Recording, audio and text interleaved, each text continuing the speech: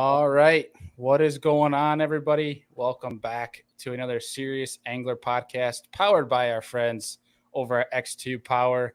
As always, I'm your host, Bailey Eichbrett, and joined with me is the captain, Mr. Andy Full, Mr. Business from the Bass Boat, Adam Deacon. And boys, this is freaking episode 3 gosh dang 100.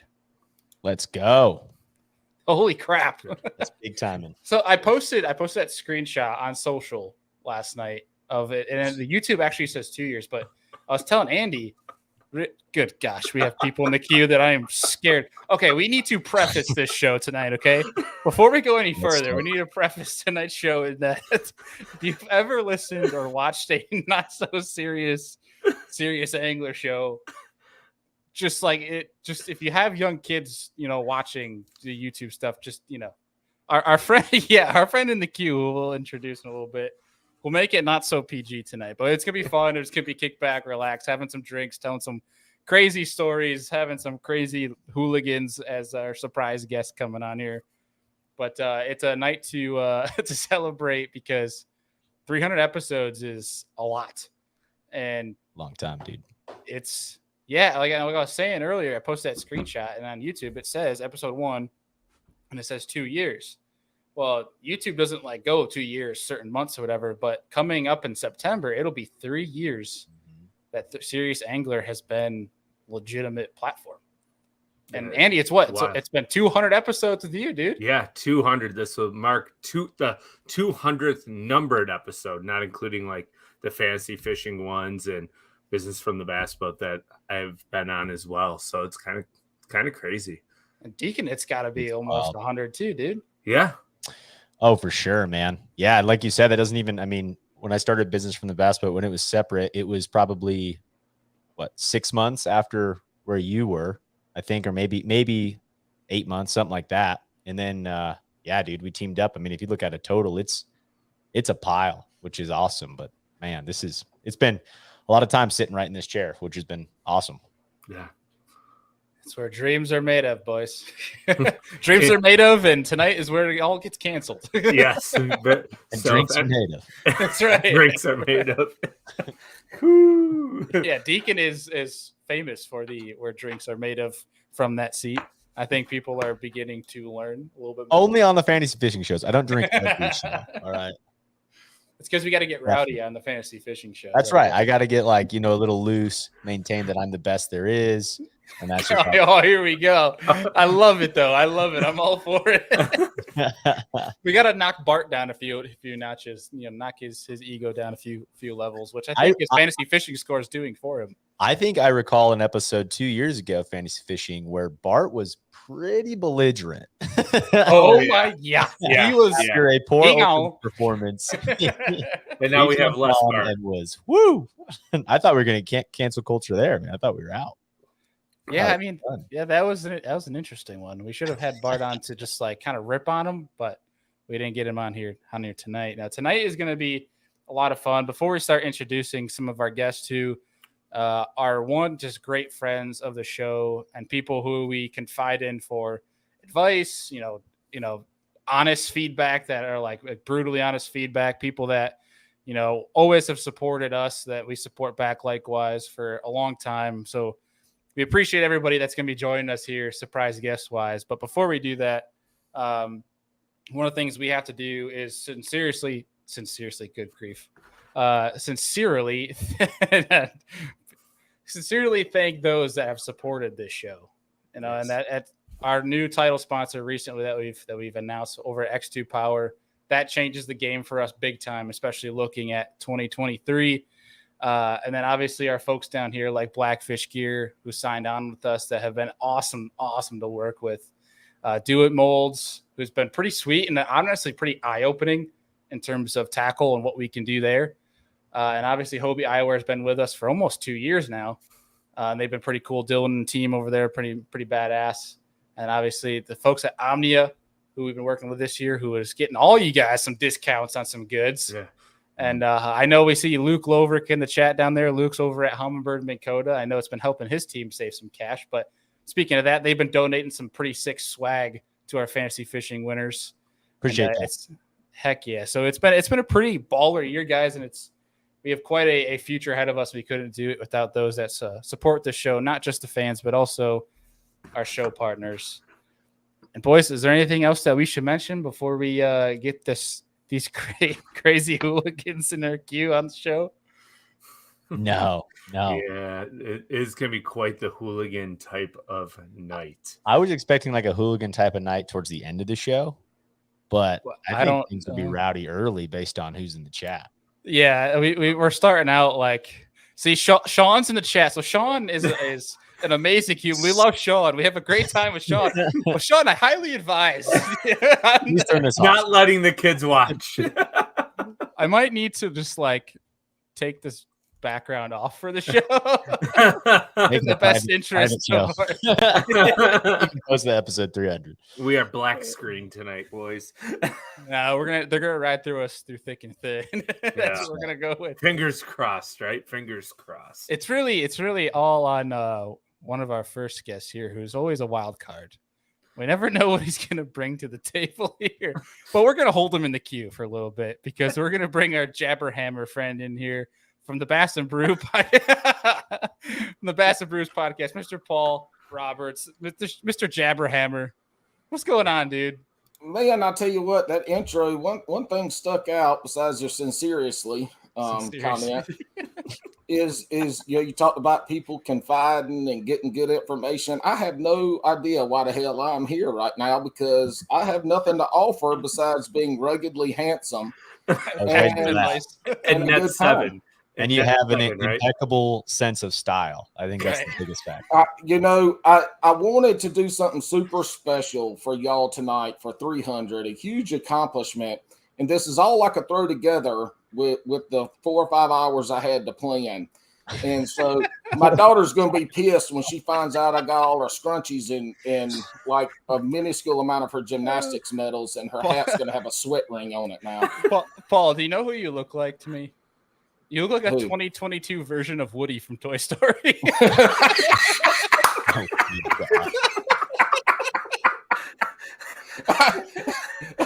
You're culturally correct these days. I'm the millennial version. I'm the millennial version. That's right. The hat is like the first thing. I think he looks like a crazy horse lady. I mean, like all the medals, like I'm talking like, show horse. Like he just gets out there and gets after the horse. Like he's just that one wild card at the Kentucky Derby or something like that. That's just too much history at the betting table. I'm only 40, but I'm the 65-year-old rodeo queen that can't give it up. That's right. By give it up, I mean like give it up the rodeo, not the other give it up. Just to be clear. Oh gosh. Oh, here we go. Comment of the night already. Here we go. Yeah, they told me to dress up, and I'm the only one that dressed up. Feels like it was a good joke. I don't think you'll be the only one dressed up tonight, Paul. Just saying. Yeah. Well, there's a good chance there might be somebody dressed way down as well. That's generally how it seems to go with some of our friends. Oh God, this is gonna be horrible. Oh, this is gonna be the demise of the Sears Angler platform. But I will say, it is kind of cool that our platform is like from one extreme to the complete opposite. Super serious. Like, hey, here's what we're going to talk about today. Let's party. I don't even know what you call it. But I don't know what you call it either. Good grief. Oh, man. All right. Smorgasbord of fun. Well, we've already hit that level, so we might as well bring in the ringer for the night. I'm excited to bring on. He might be a goof, an absolute goof, but he's honestly he'll give you the shirt off his back, not just because he's weird, but because he's actually it's because he's weird. He'll willingly give you his shirt off his back. Just because among other things. That's right. But what I'm trying to say is he's a genuine dude, but we're excited to get him back on the show here tonight. And we're going to wait a second because he's yelling at his dog or something. So we're going to hold that for a second. don't want to spoil the surprise. I feel bad for anyone on iTunes right now. If you just want to go ahead and just skip a good ways here, I understand we're talking about looks and things, or go find it on YouTube because I've definitely been listening to podcasts before and been like, what is going on here? If you're listening on Spotify, though, doesn't Spotify have like the video on it now? Yeah. Yep. If you upload it as an MP4, yes, sir. Well, if you're driving, definitely do not try to watch this one because I don't want to be. We don't want to be any reason for an accident here. Look, if Randy Blockett can drive, and are you ready to come in? Everybody else can. He's all right. Well, without further ado, let's introduce our Mr. Buy Drunkwood, Mr. John King. What's going on, buddy? Hey, shit! Barking. Was that who you're yelling at? Was your dog? That looks like a running outfit or like a singlet. I don't know what you got. Yeah. Going on. What do you got going on here? It's a singlet. It's my boa singlet. I wore it. I wore it for Dr. John over there. Nice. Dr. John. Nice. Oh, I have another outfit. I'll probably be shirtless by the end of this. I know it. He gave us a fair warning before we got on that there would be a show. So, well, see, the funny thing is, I got a text from my buddy at like 7:00. He goes, "Hey, can I come over and have a couple of beers and we can talk?" And I was like, "Yeah, we can, but I got to be off at 8:00." And so he brought a couple of beers on. We chugged through those, and I was like, "Man, at like now we're here." 7:58. I was like, "Dude, I'm sorry, I got to kick you off for this really cool fishing podcast." And he was like, "All right, man. Good luck getting laid." I was like, "Thanks." So, what are you sipping over there? Knob Creek. Okay. Good choice. Can't go wrong. Paul, what are you sipping over there?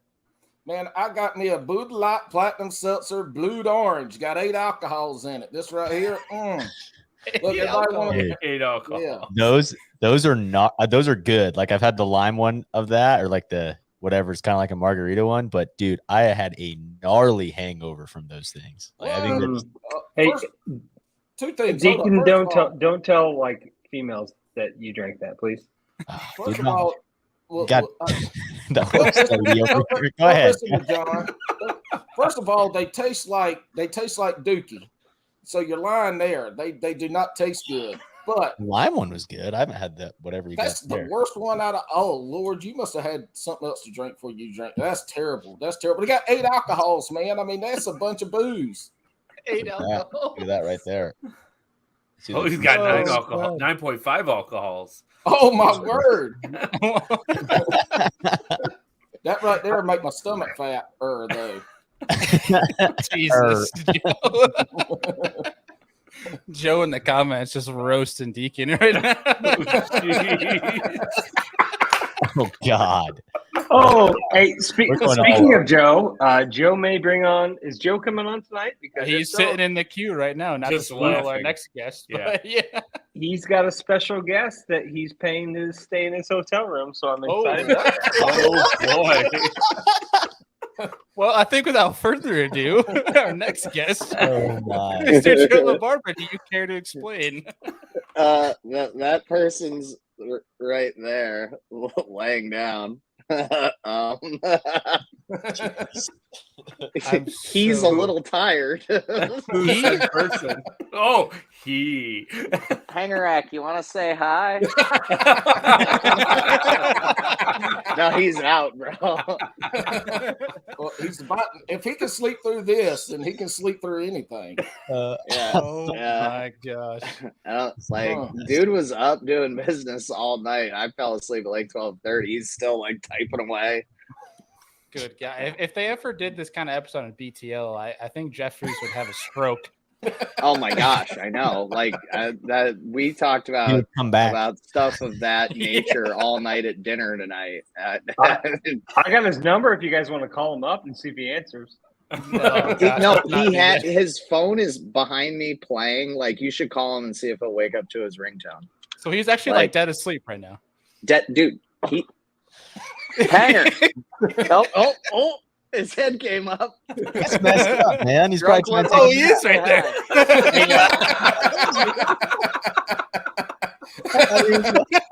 Say hi. Is that a lower back tattoo?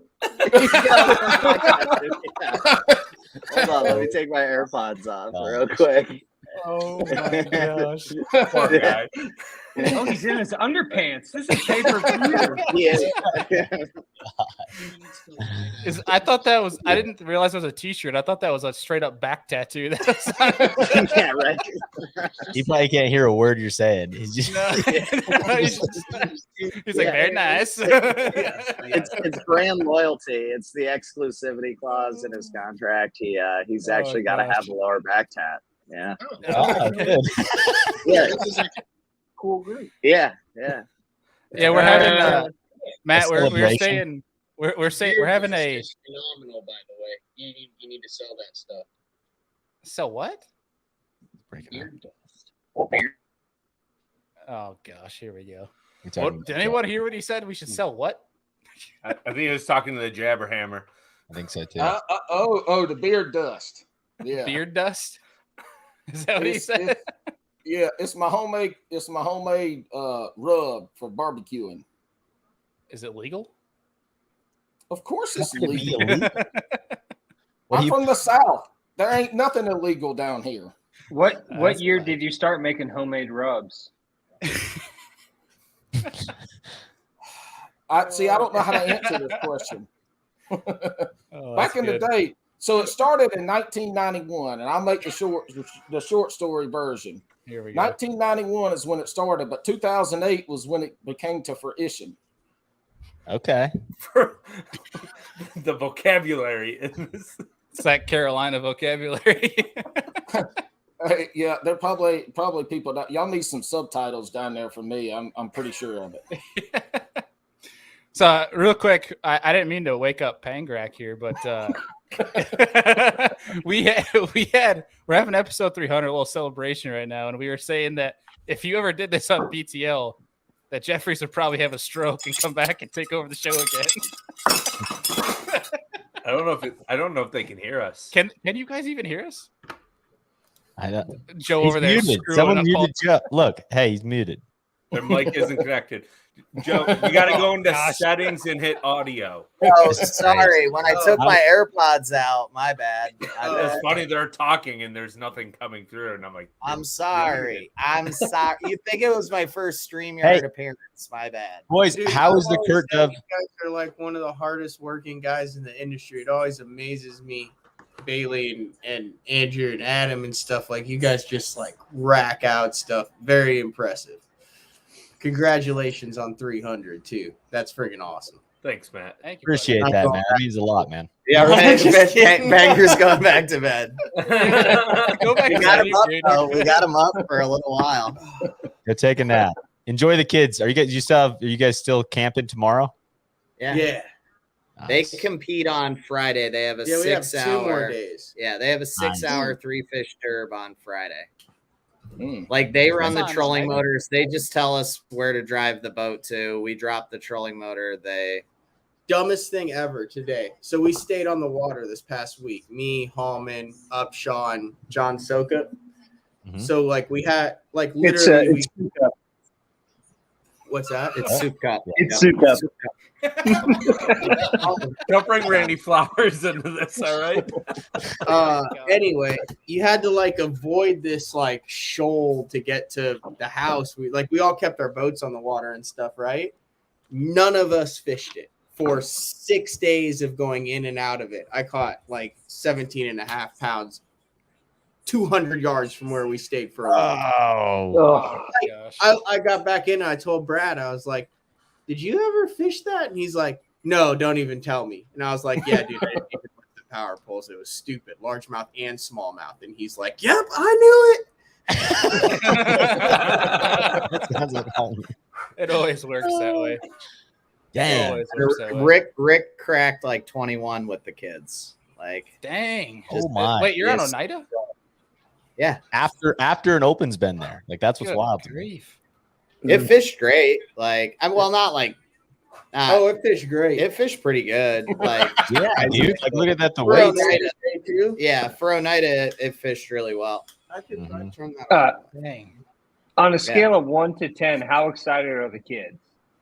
Like, are they just jacked out of their minds?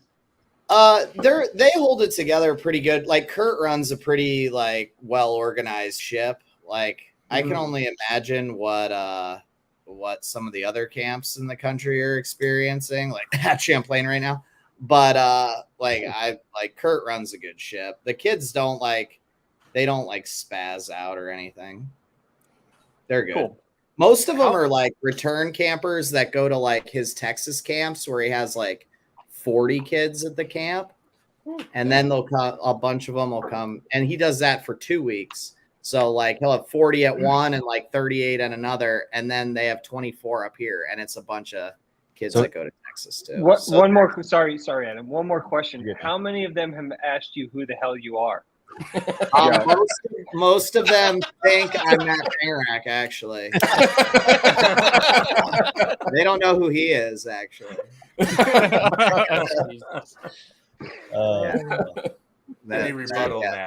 works in my favor. Matt, you're just gonna take that?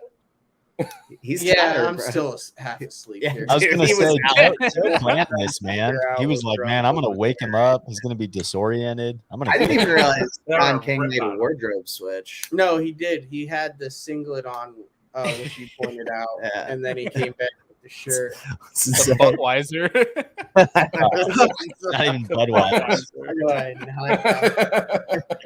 King of Bear. God, that's amazing. All right. Thanks for getting up, Matt. Yeah. Congratulations again on 300 shows. You got a great group right here, guys. So go back to bed, buddy. It's good. Appreciate it. Thanks, man. Thanks, buddy. Thanks, go back Matt. to sleep. I didn't even see him there. I just you pointed. No, I just saw a pillow. I was 100% convinced like it was all a joke. And literally, like this was all just made up that someone was in his room, and then like out of nowhere, you see just like. Did you guys think John and I can conspire that well? That's insane. Yeah, we're not that fantastic. I honestly thought that you had a woman in there. I mean, I believe John. I was everything hoping. he says is the truth. Yeah. No, like he's kind of like a woman. No, I'm just kidding. No, actually, Matt's probably the best like travel roommate I've like randomly been set up with ever. He's wicked down to earth, like really humble. Like you never know he fishes at the level he fishes at and rolls with the crew he rolls with. Like it's been a fun couple days. Yeah, it's when Panger came up, it reminded me of that SNL skit with Will Ferrell when he's like, "The mighty Kong has awoken." Yeah, exactly. Oh gosh, he is the mighty Kong. Like he really is. Yeah, it was funny to get a text from him, and he just sent me a picture of you. He goes, "This is who I'm rooming with," and I was like, "Oh, good God!" I'm sorry for you. All right, much love, Joe, but we're sorry, Matt. Yeah. He's used to it. The kids are probably razzing him on the boat too. Dude, they eat it up. They eat up the Big Bass Dreams rig. I'm like the coolest. Do they call you what did they call you, Mr. whatever your last name is? Like, did they get it right? You can't pronounce La Barbara? Dude, it's just Joe. Like everybody just knows me as Joe. Like, dude, even all the kids that I used to teach at my old job, they used to call me Mr. Joe. Like nobody can say my last name. Bailey, you didn't hear when he was on our episode the first time where I called it everything. I called it La Barbera. La Barbera. La Baba Raba. I get La Baba Raba a lot. Oh, that's a good one. Yeah. La Baba Raba. I'm like, there's no Bob in it. You staring at sweetie. Good grief. Well, so Paul, I know you got to run here in a minute. So before you exit here, is there any wild story you would like to share with the folks before we say goodbye? Oh my God! Any wild? We should have led with this. I don't have short wild stories. I mean, there's always like all kinds of craziness. That's fine. I know you got Mikey Balls on tonight, and Mikey's one of the first shows we've ever had on the Serious Angler platform, so he can wait. I'll text him. You'll be fine. Just tell the story. No, I can't have Alex on there by himself. It's like the time he went on my Alex went on Alex Rudd's podcast without me. I mean, I can't be having that happen. He can't be over there by himself. He's a peacock. You got to let him fly. Yeah, you got to let him fly, dude. Hey, he is a very, very short peacock. He would be the peacock out there. And he'd be that peacock that tries to flash out his nice, brilliant feathers, and they're all tethered and drooping and tearing off. That's Alex Castro. I can't pronounce his last name either. I don't know what it is. No, I don't have no crazy stories. Honestly, if you want to hear my crazy stories, the easiest thing to do is go listen to episode 9 of Bass and Brews when I was an actual guest. You'll get them all there. I can't. I don't have enough time, but I do have to run. Thank you so much for having me on. I appreciate y'all helping me out and being good friends and connecting me, especially with the other 3 folks. Not Deacon, we just got connected, but Joe LaBarbera and Mr. Drunkwood and Mr. Panger and all these other folks y'all gonna have. I really appreciate it. Thank you for having me on. Congrats on 300. I cannot wait to get back here for 1,000 because that's going to be in person. I'll make sure of it. Oh, we're gonna by 1,000. We have some high hopes for where this platform's gonna go. But appreciate it, buddy. It was good to have you on here. Y'all have fun tonight. I'll be tuning in on the flip side later. All right, buddy. Appreciate it. See you, boss. Oh man, I can't believe that podcast is still on. I mean, Joe's been on it twice. I mean, I thought that was death in itself. I know. He let me go for 2 hours and 58 minutes. Like, how? I know. I listened to it. It was long. I'm sorry. It was good. I mean, that's just how Paul. I mean, I was on it super long, and then he kept me talking for like 40 minutes after. I was like, dude, I got to work tomorrow. I need to be an adult. Oh, Paul. You could get that guy going until 5 a.m. if you wanted to. Yes. That is for sure. Probably good. Yeah. Well, so out with Paul, and we have another guest sitting in the queue here that we can. Don't worry, he's much better looking than Paul. He's not a 2022 version of Woody. He's just he's the Lorax instead. He's Lorax. Oh. He's one with the trees. Mr. Alex Rudd. I am Lorax, and I speak for the trees, and for some reason they're speaking Vietnamese. All right, what's up, boys? Listen, I told y'all before this even started, I'm gonna get us banned before it's all said and done. But I mean, I've said some pretty out there things on my podcast, and I've not yet been banned. So I mean, I don't know if I'm untouchable or just stupid enough that nobody pays attention. It's one of the two. He's one of the untouchables. Untouchables. How's everybody doing this evening? Good, man. How are you? It's good to see you again. Yeah, it's good to see y'all. Good to see y'all. I know we're doing ridiculous stories, so I'll go ahead and tell you a ridiculous story that literally just happened like 3 minutes before I walked in here. So we're on the way home, and this big thunderstorm's rolling in, and it starts to kind of sprinkle a little bit. And I tell Bethany, I said, "Hey, drive a little bit faster. I left my truck window open." And she's like, "Why'd you leave your truck window open?" I was like, "Because it smells like a pack of homeless men have been living in my truck, some filleting fish and everything like that."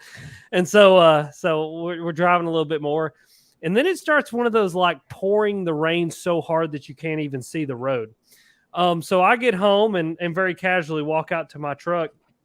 And there's literally like 3 inches of water standing in the floorboard of my truck. There's the whole, like how your door handle has like that little piece that you can like hold on to like close your door. It's literally overflowing with water. And I literally look like I stepped in the shower for about 5 minutes by the time I got done getting my truck pulled up and shutting my building up and getting everything done. So there's a stupid story that literally just happened to me. So there you go. Perfect. Dude, just those ruining. Those Tennessee storms are like nothing I've ever seen. They come out of nowhere too. Like it's like this one was just like, it's a 20% chance of rain today. Nope, we're gonna drop 6 inches of rain on your head in 5 minutes and thunder and lightning, and it's great. But yeah, it's all good. That starts a new topic here. I'm actually curious. What is the worst like conditions you guys have ever been in fishing? I've got a story for that one. We'll loop back to you. Go for this. We'll loop back to your Rudd, but Joe, take it away. Start us off. I fished a BFL on the St. Lawrence in like 5 footers. I think they said gusts up to 55. Like they kept us off the lake, but I know there were like 2 man overboards out of 100 boats. There were 2 trolling motors blown off. There were 3 guys that chose to use different ramps for takeout, like called their spouses to pick them up. There were like a bunch of breakdowns, like, and I know the tournament director was moved out of that region following that tournament. He was never allowed to make those difficult again. Like they moved him out of the Northeast region. But yeah, like it was. I mean, it was like bad, like 7 miles an hour going into the wind. I can only imagine. I know I saw a video somebody put up at Cape Vincent, like at the mouth of the lake, where there was like 8 footers rolling over the cable ferry that goes across from Cape Vincent over to the Kingston side in Canada. And like there were cars on the ferry and the waves were going over the cars on top of the ferry that were on top of the ferry. Like it was like at like 7, 8, 9 footers, like crazy. And we fished like 6 miles away. Good grief. Yeah, That's I think that's the event Ken Golub like ripped the motor off of his Bass Cat. I think it was Ken, yeah. Didn't he get stuck on an island or something like that? Yeah, something nuts. Overnight? Yeah. I don't know. Very possibly. Yeah, I don't know if Very it was overnight. But yeah, wild though. Like it was, like I can't believe they let us fish kind of wild. I feel like over time, less of those stories, are happening. I think tournament directors have, like, I don't know, like some of the stuff out west that I have heard on Lake Mead is just absurd. Like, guys sinking boats and all kinds of stuff. And it's just like, now it's like, if it's going to be bad, I think most of the time tournament directors are going to. Well, what's crazy is like the FLW tour had that Okeechobee accident, and this was like 16 months later. Like, what are we like? Really? We're still making the same calls? Like, Lord in heaven. What about that that launch for the first Bass Pro Shops, like whatever, the US Open or whatever, where they like sent 300 boats at the same time and just said good luck when there was like 5 footers? And then Coast Guard literally called them and were like, "Hey, you got to get off the lake." And back. It was. I wasn't a part of that, but I had heard a lot of stories with that. That was something else, I guess. But yeah, sounds like Bass Pro Shops. Just so you know, I'm not masturbating. I'm petting my dog. Sure. I love how he had to notate that. Just putting it out there, boys. Let me just have some fun here with a bunch of boys on the screen. Unreal. Yikes. Good grief, Andy. All right, Andy, what is the worst you've seen, Mr. Lake Erie?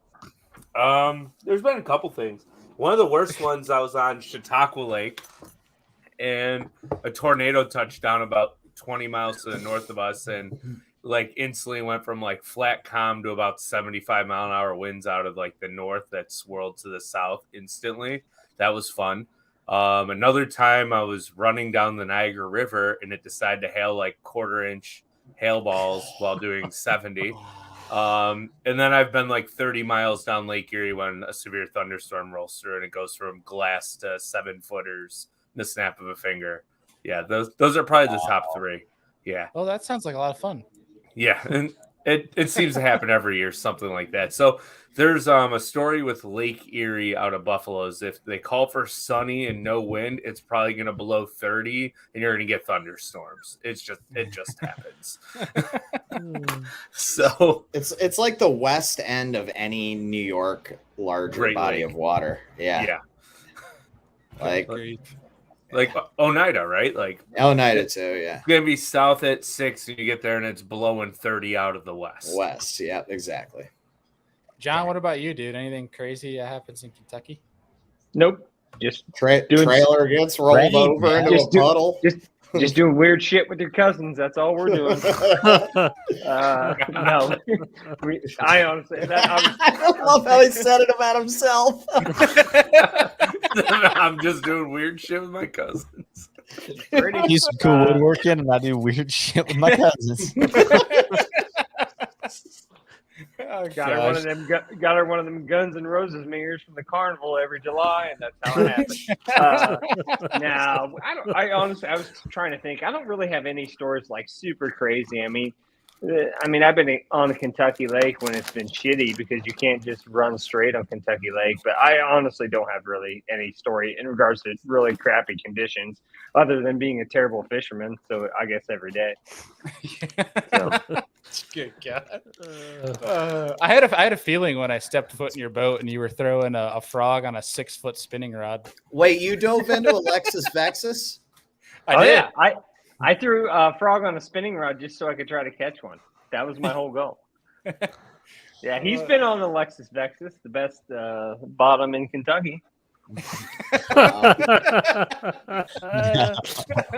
amazing. Oh, it's so good. That's good. Rudd, what about you, buddy? Round us out here. Oh, well, I was on Douglas Lake and back in Muddy Creek, for anybody that knows where that's at. It's the furthest point that you can get from the dam ramp, Anyway, we're standing back there and, behind us is beautiful bluebird skies, and in front of us is just like black, ominous, I'm about to screw up your entire day and world kind of thunderstorm. And so me and old Dad sit down and we start running, and this bitch catches up with us before we can even get going anywhere. And it was that kind of rain, like where you can't see anything. Like it's just like blanketing, like hurts, like just dumping on us, and lightning. I mean, just and like hitting the water. And so like finally, Dad's like, listen, I can't even drive in this. We're going to run this thing up on the bank and go find somewhere to get, because it's too much. So he runs it up on the bank and he ties the boat off, and we like hike up this hill, and we hide under probably the single worst thing that you can hide under in a lightning storm, and that's a mobile home. And it's like this abandoned mobile home, and we're like tucked up under this mobile home with like the camel crickets and the centipedes, and we're sitting there, and like it finally lets up. And this is probably the craziest part of the story. I'll never forget this shit. We go down, we get on the boat, untie the boat, we're idling out, and like the storm's just like over. Like it was one of those that just like when it hit, it came, it dumped, it lightning and everything. And we see this smoke just like billowing up over this ridge. And we idle out around this point, and this big cabin is completely on fire, like burning to the ground. It got struck by lightning, and the whole family is just like standing outside watching it burn to the ground. And like, come to find out, like there was like 3 or 4 houses that got struck by lightning and burned down. And there was like a tornado touchdown, like 10, 15 miles away. And I mean, it was just that quick. Like it was one of those, like, here it comes, it's on top of you, and it's over. And that was probably it scared me to death for a long time. Like I was probably like 10, 11 when that happened. So I was young. And so like, as soon as there was a cloud in the sky for like 5 years after that, when I was a kid, I was like, no, we're not going anywhere. We're staying here. It's bullshit. I'm not getting out in that crap again. It's like last time you said it'd be okay, Dad. It wasn't okay. So yeah, that's probably the craziest one I've ever been in. Mm-hmm. Man, that's pretty wild. Yeah, I can't say I've been in like really bad weather. I've had to been like, I shouldn't say rescued, but like had someone go pick me up at a different ramp from the kayak because Mother Nature was wrong. But that's I was going to ask in the kayak, like when is the point of no return? Like what size of a wave are you like, I can't get back? Like when the wind starts, like you're pointed at like into the wind and the wind starts lifting the front of your kayak is when typically you want to turn back. Makes sense. Yeah. You don't want to turn your kayak into a plane. Typically, it's usually not the best idea. Does that happen? Like if it gets bad enough, will you just roll? It happened once, dude. Like I just had to like try to like, dude. It was probably my best performance of stability in my life of trying to get to just the nearest bank and just like crash into it. However, I could get to dry land and just have somebody come pick me up. Because it was like 80-mile-an-hour winds out of nowhere that wasn't on the radar. And 80? Like, dude, it was I couldn't breathe looking into it. Like it was just like insane. Like it came out of nowhere. Like, it almost knocked me over the first gust. It was pretty wild. Did you put a video out on that? If I remember seeing something about it, or I put a post out. Like I had to have a buddy come get me, but I wasn't filming that day. It was One of the days. I mean, was I don't just watch your confrontation. videos, but I just remember something. Nobody does. I got one for you, Bailey. Let's see. Oh yeah, we forgot Deacon. No, you skipped right through. It's fine. It is what it is. No, I asked you, and you talk about Lake Mead.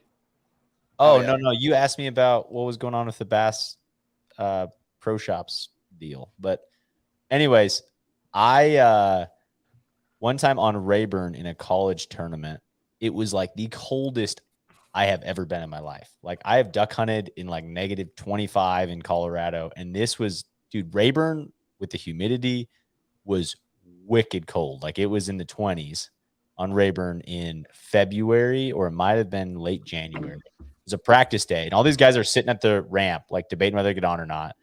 And I literally had to take hot coffee and pour it down my bilge into my bilge area to let the ice thaw out to be able to get my plug back in because it had rained and then froze. Right. So I can't open the compartments.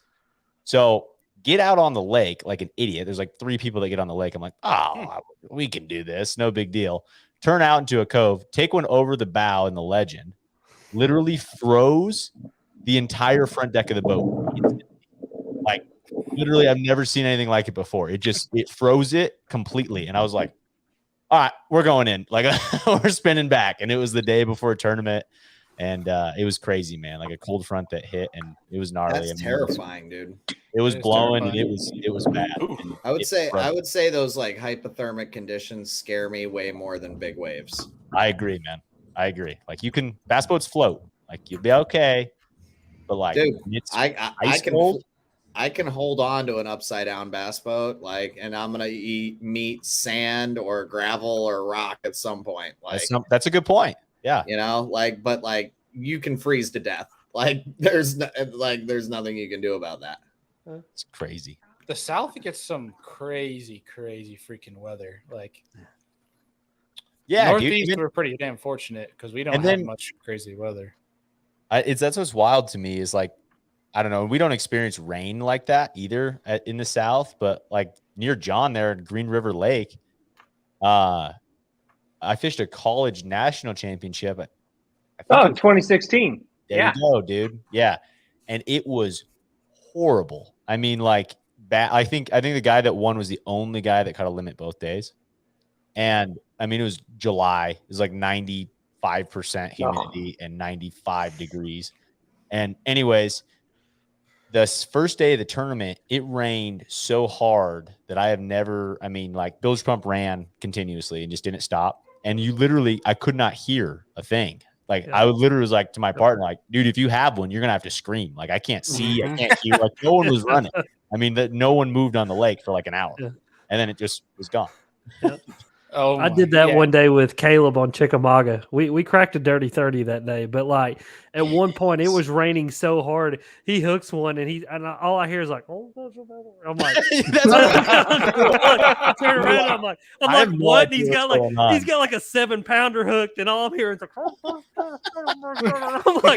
like, what do you need? He's like, the net. And I'm like, okay, we're good. I get it now. Like, understand that. But dude, I'm just talking one of those rains. It's just like, and you're like, oh my god, like let up for just 5 seconds, please. Dude, I mean, you can't see in front of you. Like I literally was like, I can't see. I literally could barely see to the front of the boat. It was wild. It's ridiculous, man. Crazy. Good grief.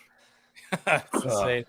The kind of rain where like you need to look at your GPS to like know where you're going. You're like, I mean, when you're on the trolling motor, not like on the trolling motor, and you're like, going on. Where's shore? Like where do I cast? I mean, it's like fog. It's raining so hard, it's like fog. Like it's ridiculous. Dude, I've never seen your rod constantly feels like you're getting bit because it's just vibrating like crazy. Oh, it's the worst. It's like your buddy's shaking it under your armpit, Andrew Full, like when you're not paying attention, you know. Dude, I got another story that goes with that. Andrew Loberg, who is absolutely killing it. Hammer. Guys from the West Coast, but we had found the same pattern. Like we had tried the offshore thing and it was not working. And we're catching fish way in the back of things, right? And we're way in the back of this thing. And of course, all this rain blew everything out. And I was catching him on a square bill, and he was catching him on a spinnerbait, or it might have been switch. But anyways, like we talked about it after the tournament, because all the West Coast guys kind of stayed together through that deal. But we hooked up with a muskie, a big muskie, like in all that current that was flowing out of the back of something. And that was, I think, the only bite. Loberg and I, and a bunch of other people, by the way, but we both, I don't think we caught a keeper fish either day. We blanked both days of the tournament. Like it was that one guy caught a limit both days, the entire tournament. Horrible. Where the heck was that? Green River Lake. Come on, dude. That's my home lake, man. It can be very good. And in the night fishing there, like everyone has told me, like, oh, you just missed out. Like, I'm like, I'm not going back there. Like, there's just those lakes that you have one time on. And you're like, yeah, I'm never going to touch foot here again. And oh, dude, it's rough. That's like my least favorite statement too. The night fishing's great, and I'm like, that's great for you. Great. I hate it. Like, I'm not going out. Night fishing is garbage. It sucks. Like, okay, listen. Let me paraphrase this by saying I've done a lot of night fishing, and I've caught some big ass fish at night. It works. All it does work. All that being said, though, too, I've almost broken my ankle about 5 times night fishing, too. I mean, and as soon as you turn the headlamp on, it's like every bug within 100 square miles is trying to get in your mouth. Like, it is terrible. Like, you're over there going, so, dude, dude, I got a buddy who figured out how to beat that. He traffic cone on his head when he fishes at night. What? Headlamp like halfway up the traffic cone, because bugs go for like the highest point. Yeah, because they go for the head or the face of animals and people. He goes traffic cone, bro. Out of water. All right. So just pull into a pocket and there's traffic cone, boy. Dude. Perfect solution. Conehead costume, like right. the Conehead movie from like the early 90s. Aykroyd? Yeah. Dan Aykroyd. Yeah, perfect. And just put the headlamp right up there on top. Dude, that's like, one of those, it's 2 o'clock in the morning on some lake, in the backwoods of nowhere. You pull into a pocket and hit it with the spotlight. You're like, nope, not today, Junior. You just turn around and go right back. I am not dealing with Cone Boy today. We're just not doing it, all right? It pulls up to weigh in for one of those night derps, and you just drops a mega sack on everybody with a cone on his head. Yeah. You just see him coming. It's like, is that guy 8 foot tall? What is it? You just see him bobbling up there. He just comes dragging the bag in, 2 hands. Get some, boys. Get some. Oh, man. No, I hate night fishing is stupid. I mean, because if you fish that tournament, you're garbage the whole next day. Oh yeah, that's my biggest problem with it, man. Like I'm all for like a Thursday nighter going till like 9 or whatever, 9:30, getting dark. But that's my biggest problem. Like there's 2 big tournaments in Colorado every year that are night derbies, and they're actually sitting outside of my house right now. He's buying a battery from me, but there are guys who are so good at it, and this guy has won a ton of them, right? I mean, he's a sniper with a spinnerbait at night, and he's better than anyone at it. But like, I have vowed to stop night fishing tournaments like 3 or 4 years ago because it would just ruin my weekend. Yeah. The only way I'm staying up till 5 a.m. on a Saturday is with the blonde with big old things and in a ponytail. So blonde, redhead, it doesn't matter. It doesn't matter. Yeah, what's it matter? What kills me about you, Joe? What kills me about not fishing, like around here, there's a couple of lakes, Norris in particular, like, dude, it gets so freaking dark because you're in these valleys, like in the bottom of these valleys, way back up in a creek. And there's one in particular that I've wrecked them in at night. I've wrecked them in during the day, but like you get in that valley with no moon, and like you've got 200 feet of ridge on both sides of you. It's like a kind of dark I can't even explain. Like it is like that where you put your hand literally right here in front of your face and there's nothing. It's like being in a cave. And it's a little freaky, which leads me into, and I'm not going to take control of this, but like, what's the freakiest thing y'all seen on the water? Like, what's that thing that you've seen? You're like, I almost don't want to go back out there again because that freaked me out that much. Well, I don't know if I have any of those like stories. Honestly. I got a story, but it was relayed through one of my best friends, GH, who owns a brewery here called Country Boy. He calls me up after a tournament and is like, hey man, can you talk? And I'm like, this dude never responds to texts or phone calls. He's like, yeah, I'll take it. So he took his family on a place called Elkhorn, which is actually where I met Drew Gregory at. He's probably still talking about it. So he takes his family out on the Elkhorn River, and when you take kids fishing, you're not going to fish at all. You're messing with them, Rod. Doing all this stuff. So he gets irritated enough and decides to run the boat up to the dam and then take the kids out and go home. So he runs the boat up to the dam, goes to the dam, sees it, and he notices what we've all probably thought before, a floating watermelon. And he's like, is that a floating watermelon? Or is it a dead body? And he's like, I think it's a dead body. So he's like, he starts to get a little nervous, and he decides to go on the way back, and he doesn't tell his wife or kids that he thinks he saw a dead body. So he's driving a tractor, and he hits a log, and his wife goes, "Would you just hit a dead body?" And like his butthole tightened a little bit because he actually just saw one.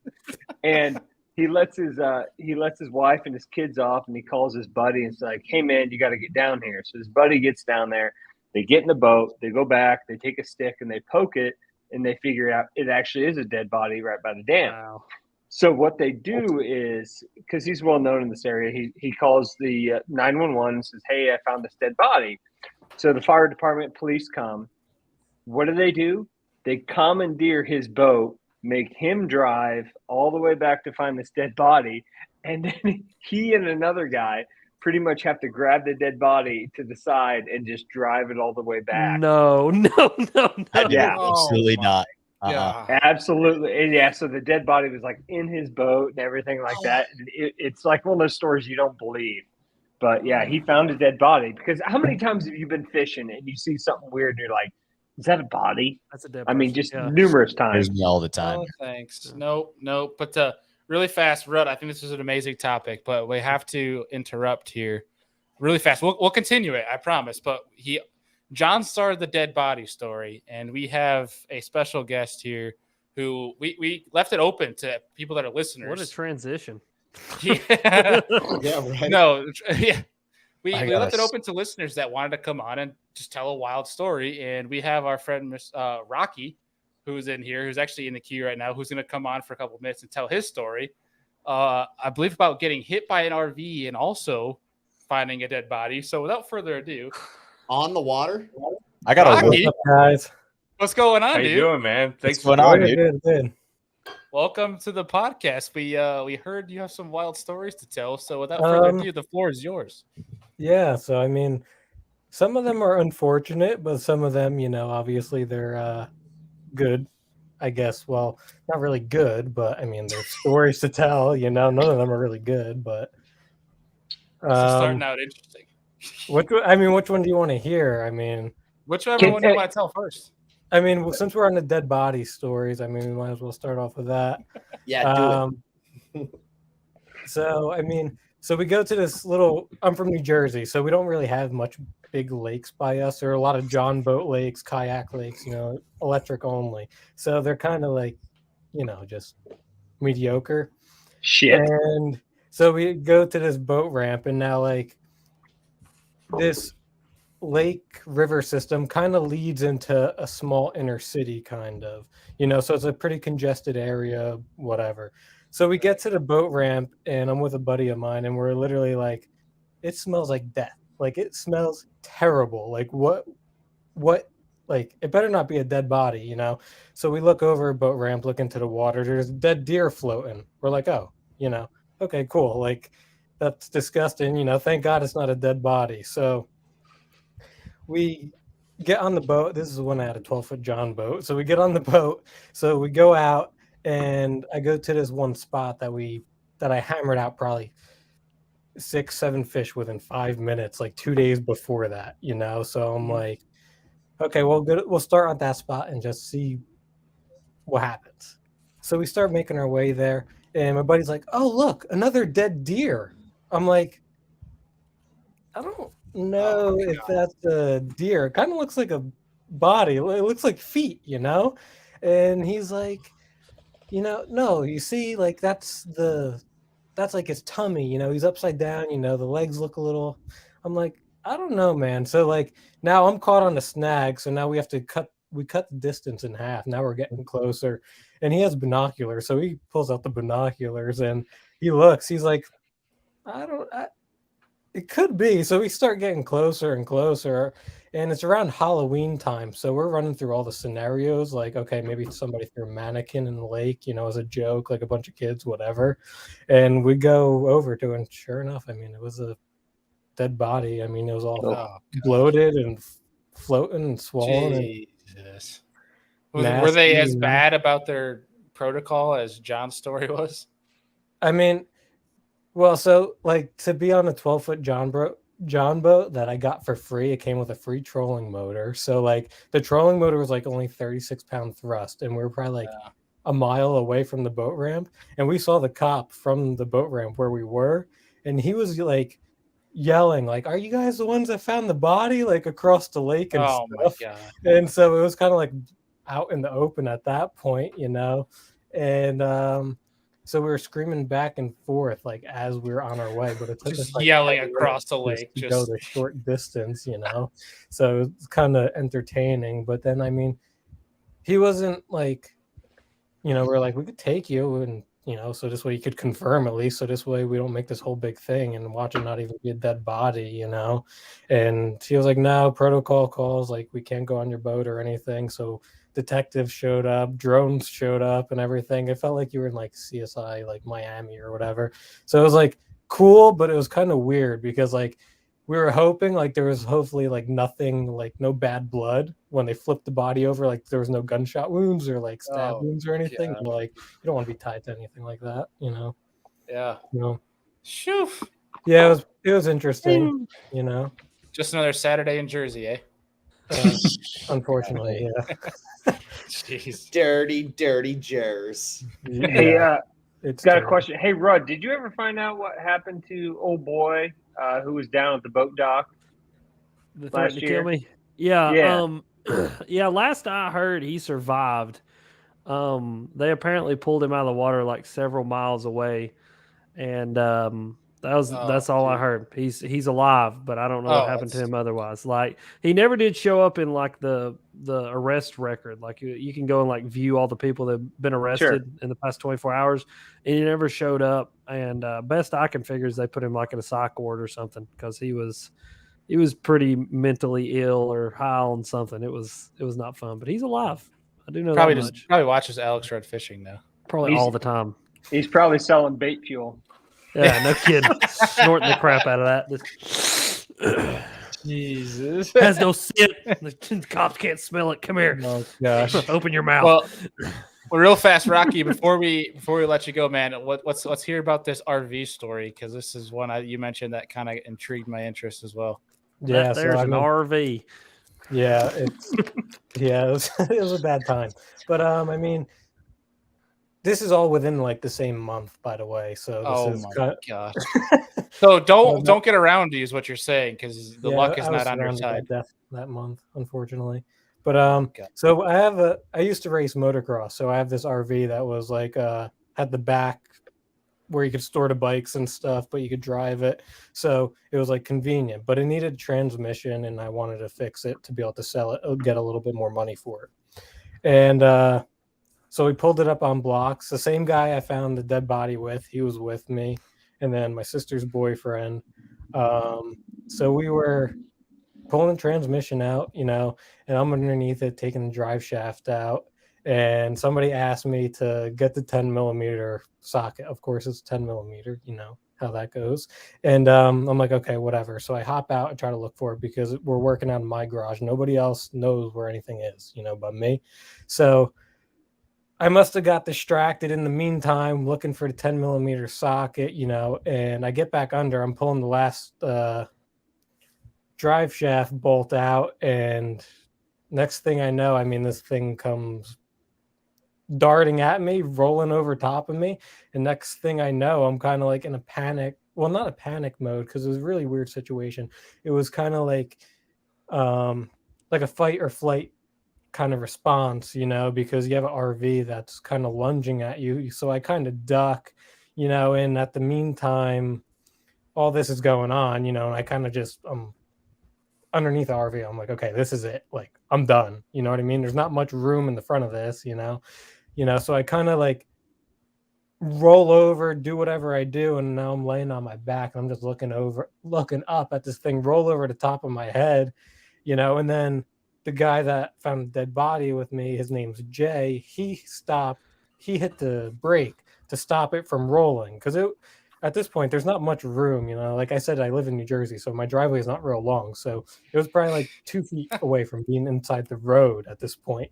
And so he stops it, and I'm still like midway out from the RV, so my sister's boyfriend drags me out, and they're like, are you okay, I was like, I don't know, I don't.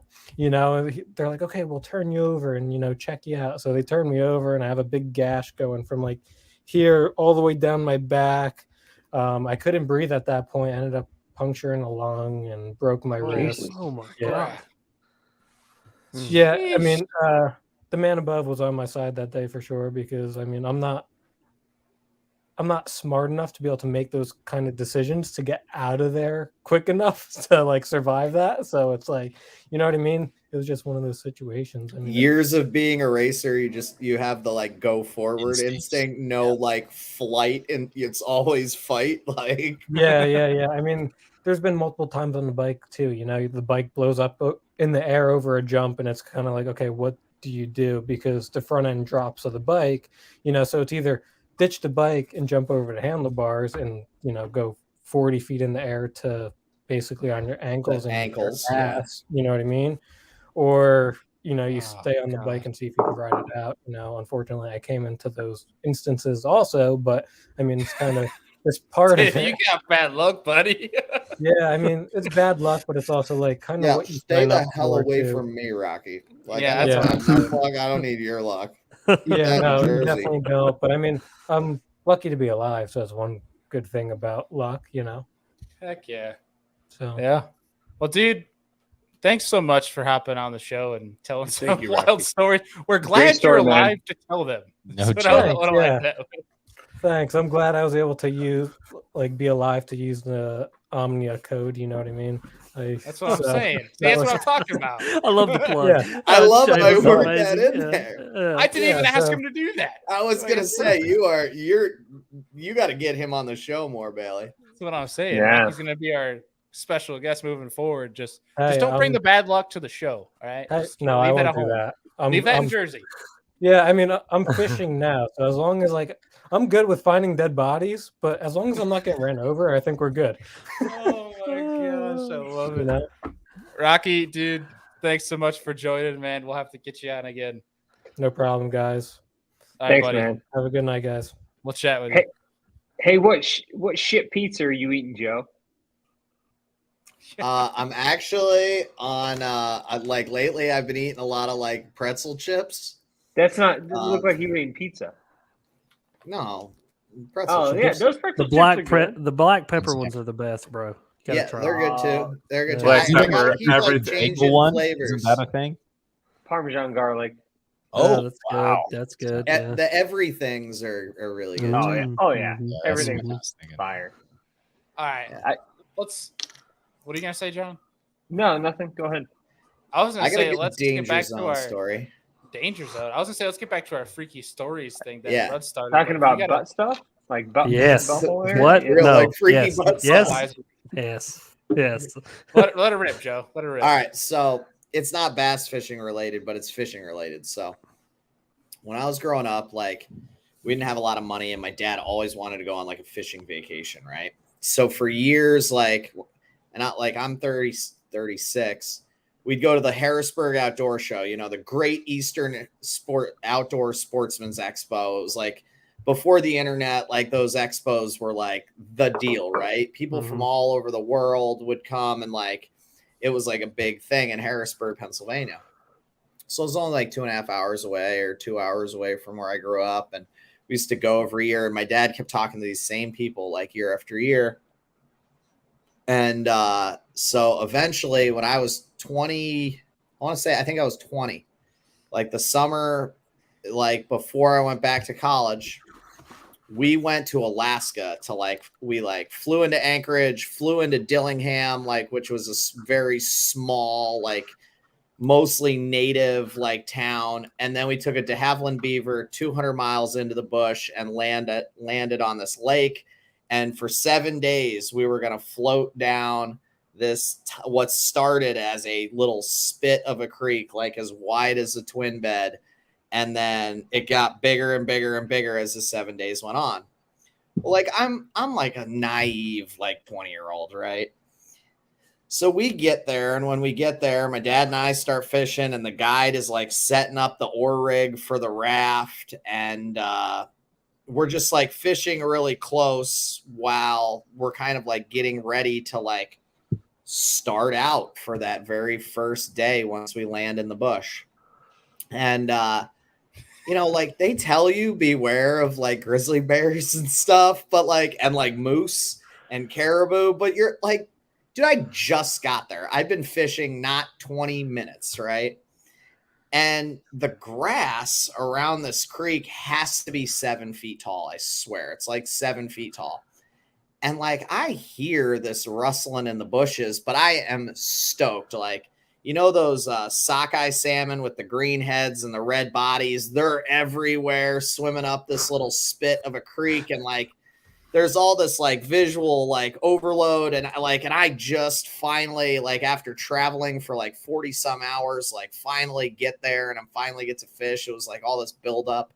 It's tons of foreplay basically. So finally it's the moment, right?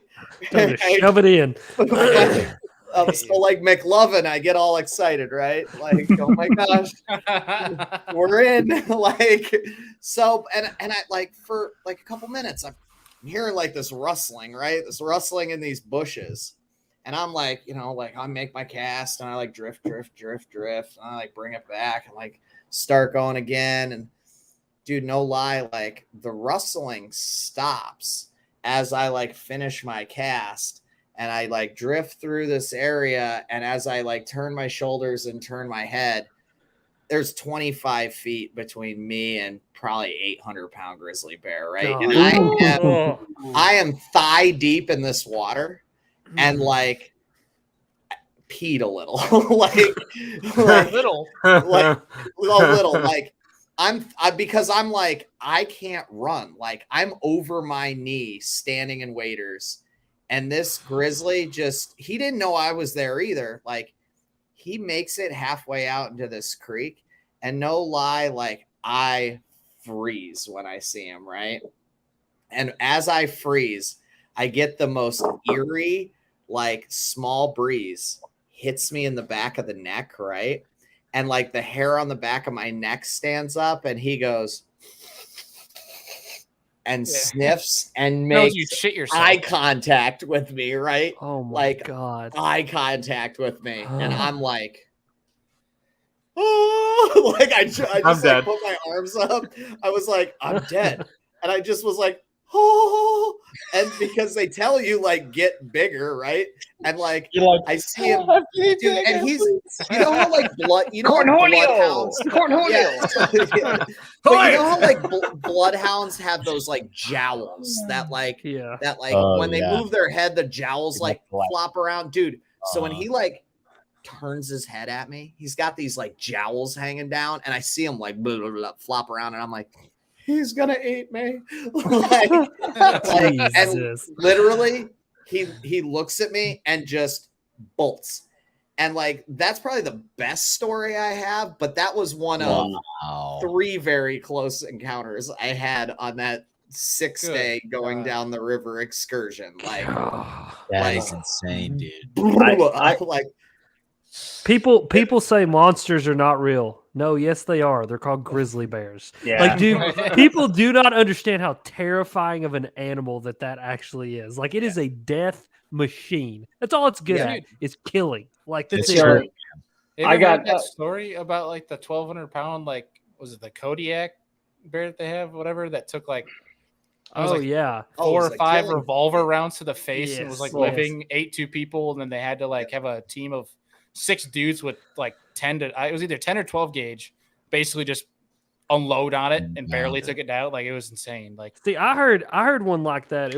I heard it through the Meat Eater guys. There was a bear that charged a dude, and they shot it. He shot it 4 or 5 times with like a 500 Smith and Wesson.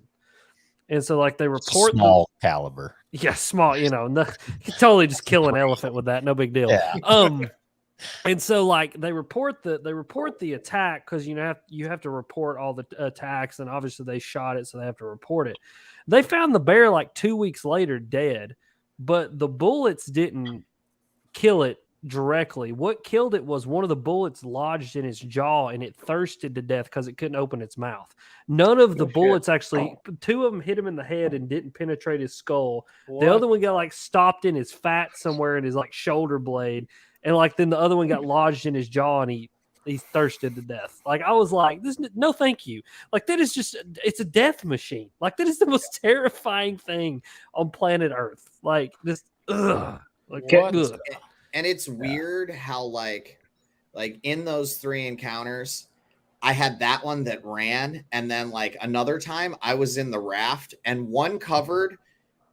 And we were like fishing from the raft, drifting through like some pretty swift water at the time, but one covered 250 yards in like faster than a greyhound dog, and got to the side of the river and did that like roar, like stuck his paws in like front paws in the dirt and was like trying to like get us to flinch. Like, you know how a pit bull like will test you sometimes, or just like a mean dog in general will be like, "Roof," and like try to get you to be like that's like he charged for 250 yards and just planted himself to see like what we would do. And I was just like, thank God we're in the raft.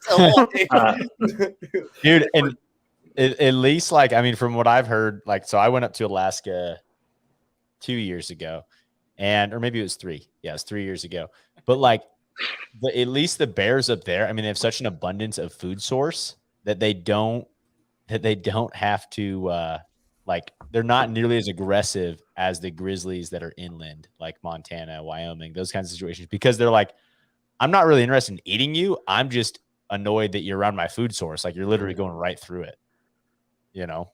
Well, and we're like there in salmon season too, when they're like fattening up for winter.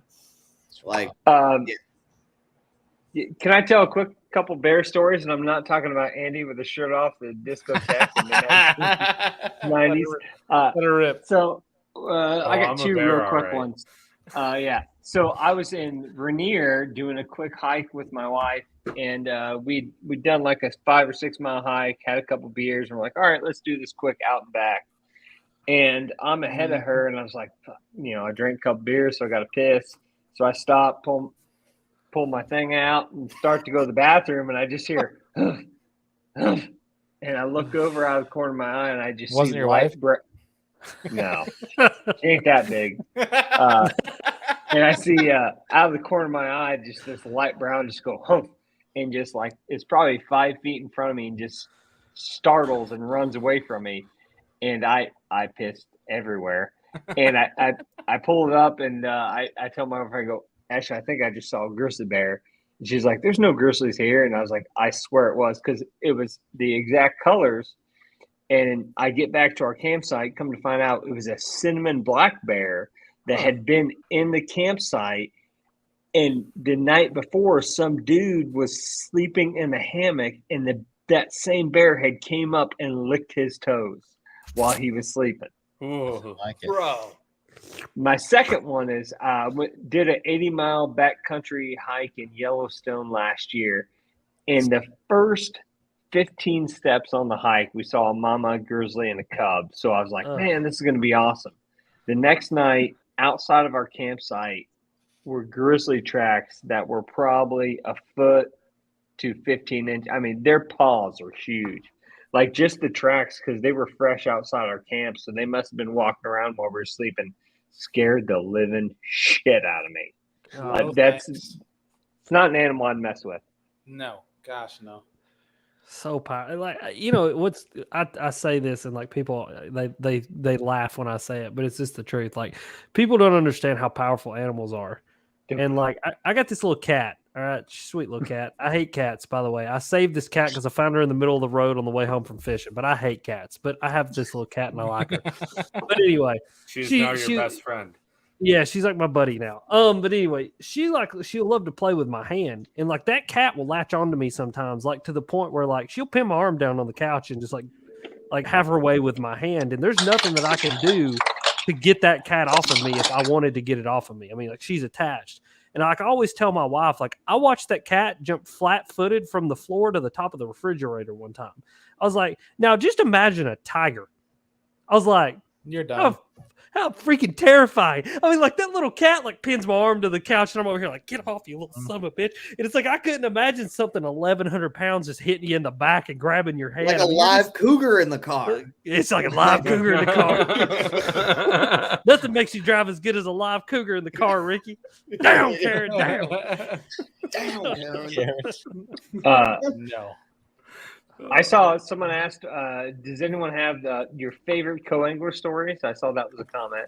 Yeah, we have a really good topics coming through in the chat.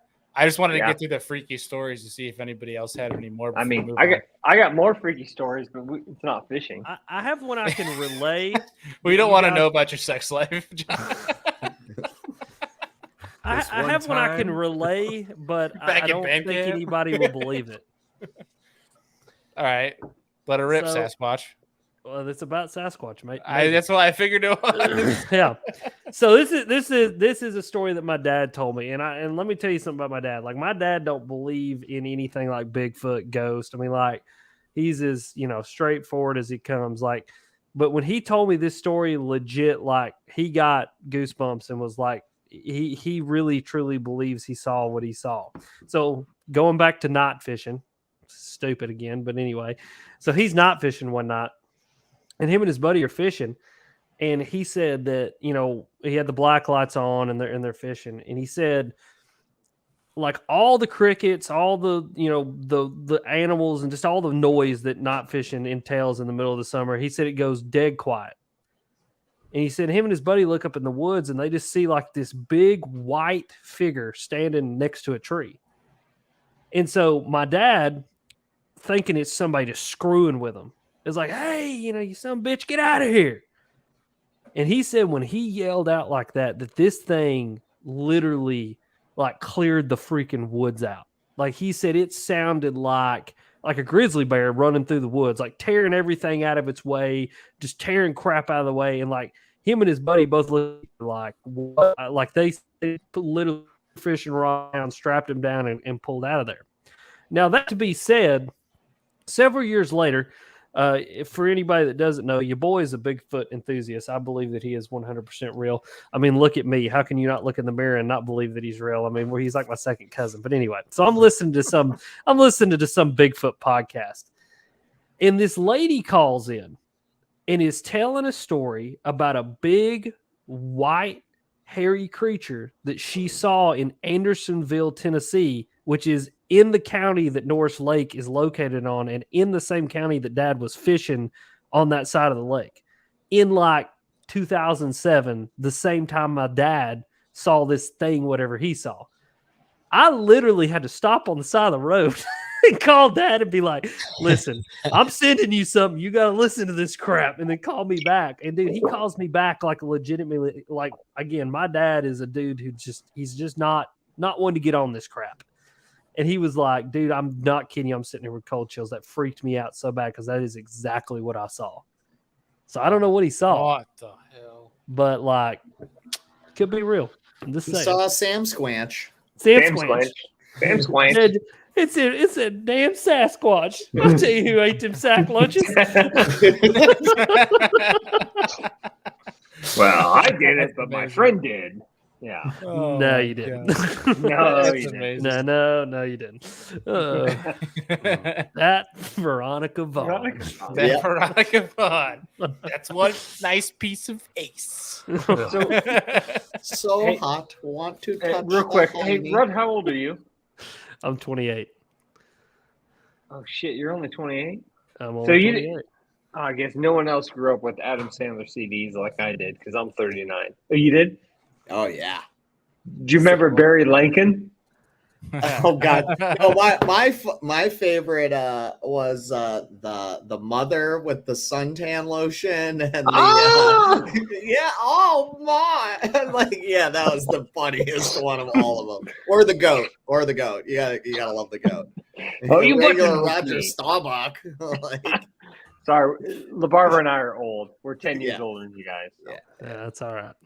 Go ahead. You'll Dan. die before us. So it's dude, okay. look at the other four of them. All the other four of them are like those idiots. Like, why did we invite Joe and John? Like, Here's an easy solution to this problem. There All right, we're good now. there it is. All right. Cancel Yeah. culture is There's the back. Foursquare everybody wants. That's right. Just kidding. Just Welcome back, guys. Welcome Keep it up back. at a medium pace, Bailey. All right. Any other freaky stories fishing wise you guys got? Andy, Deacon, anybody else? just like lightning jumping off my roof. All right, that's better. I'm just kidding. You guys don't have you guys don't have like lightning stories, like stuff like that. Well, I For have sure. two. I got two. Sure. Both are Lake Erie referenced. One, I was getting ready to launch it. There it is. Sorry. All right, Sorry, yeah, I I'm enjoyed out, I'm too out. much. So, I but, enjoyed too much. we're like boat 92 out of like this 100 boat field, and they've already sent the first two flights. And all of a sudden, like the wind picks up, and literally, as you see a boat leaving to take off, a lightning bolt misses it by like 5 feet. And we're like, we're gonna die. And the guy gets on the boat and he goes, well, we've already sent half the field, we can't delay it, so boat 72. And so we ran like 30 Good miles call. or something in a thunderstorm, just downpouring rain, multiple lightning bolts. It was wild. And then the other time I was fishing with Bailey, our buddy Jeff Hippert, out on Erie, and this is like a couple weeks after my daughter was born. And I make a cast and he's hooked up and my line just stays like 100 feet in the air. And I'm like, yeah, this is good. He goes, I got one. And I'm like, oh, and the fish jumps. And as the fish is jumping and going back down, his braid stayed like 50 feet in the air. And I was like, we're going to die. My rod's vibrating. He's like, this ain't good. Yeah. That's what happened to me on Gunnersville. I flip into a mat with like, a 1 ounce weight, and that line goes and just arcs up, and my rod goes whoa, whoa, whoa, whoa, whoa, whoa, whoa, whoa. And I was like, no, thank you. Okay. No more. Dude, the other day I was throwing hair jig. I was out with Dante and throwing hair jig, and I clicked the bail over. And as I clicked the bail over, and it was kind of dark, but I thought the storm had like already passed. Like we kind of like snuck in behind it. As I closed the bail, you could like literally, it was like a firecracker went off in my hand in terms of like brightness. It like went pop, and I was like, and like my whole arm like froze. And Dante turns around, he goes, "What was that?" I said, "It's us leaving, dude." We're getting out. Yep. It was wild. My dad actually watched a guy get struck by lightning one time fishing a tournament. He said he was fishing and they're standing there and, there's fishing in the rain. Like he said, it wasn't even really lightning that much. And he said they're standing there, guys, I forgot how far away from him it was. Pah! Dude standing straight up, just right on his back. They go over there. It killed him instantly. The guy in the back of the boat gave him like 3rd-degree burns all over his body.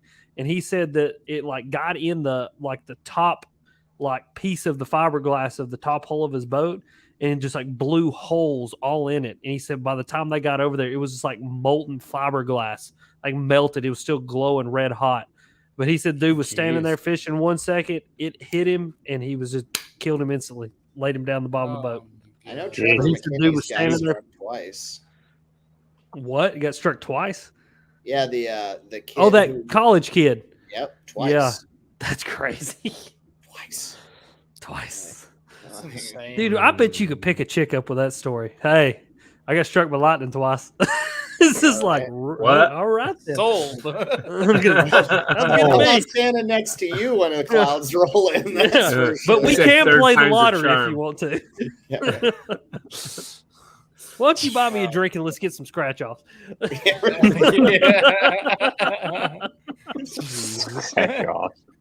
Any other stories before we start hopping into some of these comment topics? Do the fans, man. Do the fans. Yeah, do the Let's fans. get some Someone thinks comments Bailey's drunk tonight. Bailey, you drunk? Oh, Yes. Stankiewicz. Confirm nor Yeah. deny. That was a And the very wise- delayed response. In the wise words of Adam Deacon on Fantasy Fishing, I feel great.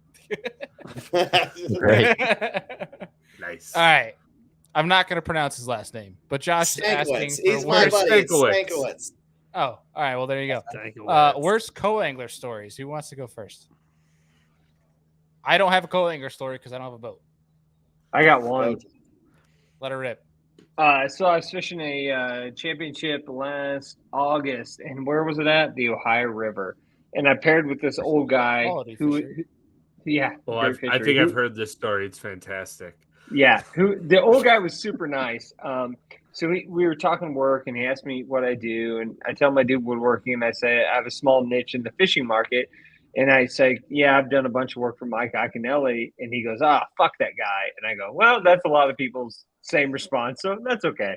So I was just like, okay, and then I tell him another thing about how I got into it, and I was like, oh yeah, my friend George got me into it. You know, you'd know him because he's probably the only, one of the only black people out here fishing. And he goes, oh, I'm surprised those people can even buy a boat. And I was like, Oh, Jesus. this is, I go, well, this is the day that it's going to be. So we had a 2-hour fog delay, and I was just like, all right, just fish and just ignore it. The guy's nice. He's just one of them Kentucky boys. And so we're fishing, and I just keep hearing him yelling. He's like, these goddamn drunk lesbians. And I'm, he said it about 2 or 3 times, and finally I turned around and I just go, I can't remember his name. I go, I go, what do you mean drunk lesbians? These little bass, all they want to do is lick, and they're not committing. He goes, they're just like drunk lesbians. And I just go, you gotta be fucking shitting me. I lose it because I'm laughing so hard. And Dude, I'm calling every bass a drunk lesbian from now on that doesn't bite my crap. Dude, if I swing on one and miss it, I'm going to be like, he's drunk lesbians. And Oh my gosh. he was the nicest guy. He just had his way about him. But yeah, when he just kept yelling drunk lesbians, these little it was just, when bluegills nip your shaky head. Yeah. God. Yeah. Wait, do you remember what state he was from? Kentucky. Kentucky, okay. He's from Eastern Kentucky. Southerners, man, and they're just no. weird. They're weird Oh. with that, the sayings. Yeah. Like, we got a lot between we do have a lot you- of sayings. Right, yeah, right. Between you and like our buddy Zach Hall and our buddy here in New York, Forrest Bucket, who's from Louisiana, like you guys got some weird dang sayings. My favorite ones is I've been to 2 county fairs and 3 goat rooms. I ain't never seen shit like this. That's my favorite one. Hey, Oh my god. raise your hair if you dated the county fair queen. Raise your hand. Twice. I'll let you have that one, buddy. I love the pride too. It's definitely on his resume. That's for damn sure. Same chick or 2 different, John? What? It's the same. You can't do that. This isn't like the Bulls in the 90s. You can't do back to back. Oh my gosh. Oh my god. Okay, it's got to be Kentucky South. That's the saying. Oh gosh. Oh boy. All right. Well, we got some people rolling in here. Some new folks who have some stories to tell, and another friendly face who has made some rounds around this show. Has been on a bunch of shows and also on Rudd's show as well. And tuning in, we weren't sure if he was going to be on tonight, but he's joining us here. Mr. Drew Gregory. What's going on, up, Drew? What's up, boys? Drew? We How's weren't it sure you were going? gonna tune in.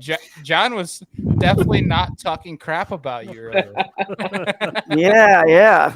I'm sure. I have to hit the old rewind button. I'm here actually in Pigeon Forge in Sevierville area, and it's actually thunderstorming and lightning right now, like you guys were talking about. I'm here for the Gregory family reunion.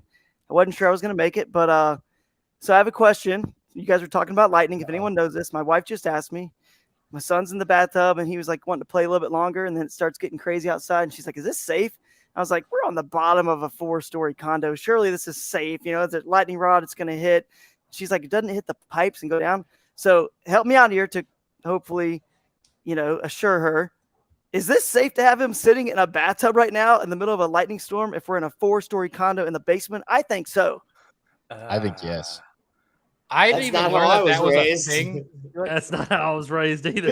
Yeah, I remember being in a kid and being in the shower and lightning storm coming on. My mom's like, "Hurry, hurry, hurry! You're gonna die." And I'm like, "Okay, I'm sorry." Yeah. So, I didn't even realize you that can was a Google thing. it, Drew, and it'll I tell can you Google do not take a shower during a thunderstorm, because if your house does get hit by lightning, the pipes and water and stuff can conduct it. Yeah, and it can shoot through the water and kill you. All right, so that's a Yeah. one for the wife. So you're saying, yeah, okay, she's right here, so she's happy about that. But what about a gigantic 4-story condominium complex? I love how the size. It gets bigger. I don't think size matters in this He's trying to situation, Drew. justify Size matters situation. See, I didn't even realize that like that was a thing until like 6 months ago. Like my Size fiancé- matters. Yes, No, not okay. Bailey, you poor guy. Jerk. No, like the whole like showering during a thunderstorm. I had no idea until my fiance told me like that she grew up that way, and I had no idea. So I called my dad, seeing if she was like bullshitting me, and my dad's like, "Oh well, we're lucky to be alive." Was she trying to kick you out of the shower while she was showering, or what? I don't know. I don't remember. She didn't want to shower with him. Well, look, Rudd did it. Rudd did it, dude. You turned out okay, Rudd. So look, I guess it's all right. Yeah. You turned out normal. I drank water out of a water hose and ate some paint chips. I'll be all right. I mean, look at me. And then you now. believe in Sasquatch. It's perfect. Yeah, I'm doing great. 2 + 2 is 6. I'm doing great over here. It's all right. Drew, you should Stay be in- more stay in the concerned tub. with what pancake house you're going to tomorrow morning. That's right. Well, that's what You my need to son's figure out what pancake house Yes. you're going to tomorrow. Well, right before we go to Dollywood. That's tomorrow. So Yeah, That's I got a all buddy that owns a distillery right outside Dollywood. So King's Family, rip it up. Good. Will do. bourbon. Will do. So what's been going on? What have you guys been doing? Just kind of We've been BSing talking tonight, or is there any? freaky stories that you've seen on the water or experienced on the water, or like where's co-angler stories? Do you have any to add before we bring in another special guest here, Drew? I'm like you, Bailey. I don't really have any co-angler stories since I haven't been in a boat in quite a while. Although I did used to own a bass boat. A lot of people don't know that, but I owned one in college. A small little, believe it or not, 14-foot fiberglass bass boat, a glass stream. Look up, they made it that small. But anyway, so I haven't really had any co-angler stories. So I'm a hard pass on that. But I will Any freaky rewind and stories? listen. I mean, dude, you get like way in the backwoods some of these tournaments when the kayak. So like you had to see something. Well, I mean, Like give me running a any minute. I'll think about- moonshiners or something, or Well, what? Well, our bear ran over to our picnic area today through, in Gatlinburg. So that was pretty crazy. Everyone was like, grab a kid, grab a cousin, grab a little kid. So a bear went right through our Sounds like Kentucky. pavilion. That was crazy. Yeah, I took it, but no, on the Close water enough. stuff, I'll think of something. There's definitely been a lot of craziness that's happened. But yeah, you guys give me a minute and I'll come up with a good one, I'm sure. All right. We'll give you a minute here. And Andy actually mentioned we have somebody coming on the show here. He's down in the queue. I love this anticipation, like when you I know. brought Drew in, and we get the anticipation again. Like, let's do this. I don't know who it is. He's checking out his Apple Watch here. Can you give me a thumbs up if you're ready to come in here? Come in here, Gabe. All right, he's got the thumbs up. We have Gabe. I don't even know your last name, man, but we're bringing in the show here, and we're getting some airtime on the show. What's going on, dude? We can't hear you. Oh, we we can't got hear no you, buddy. sound.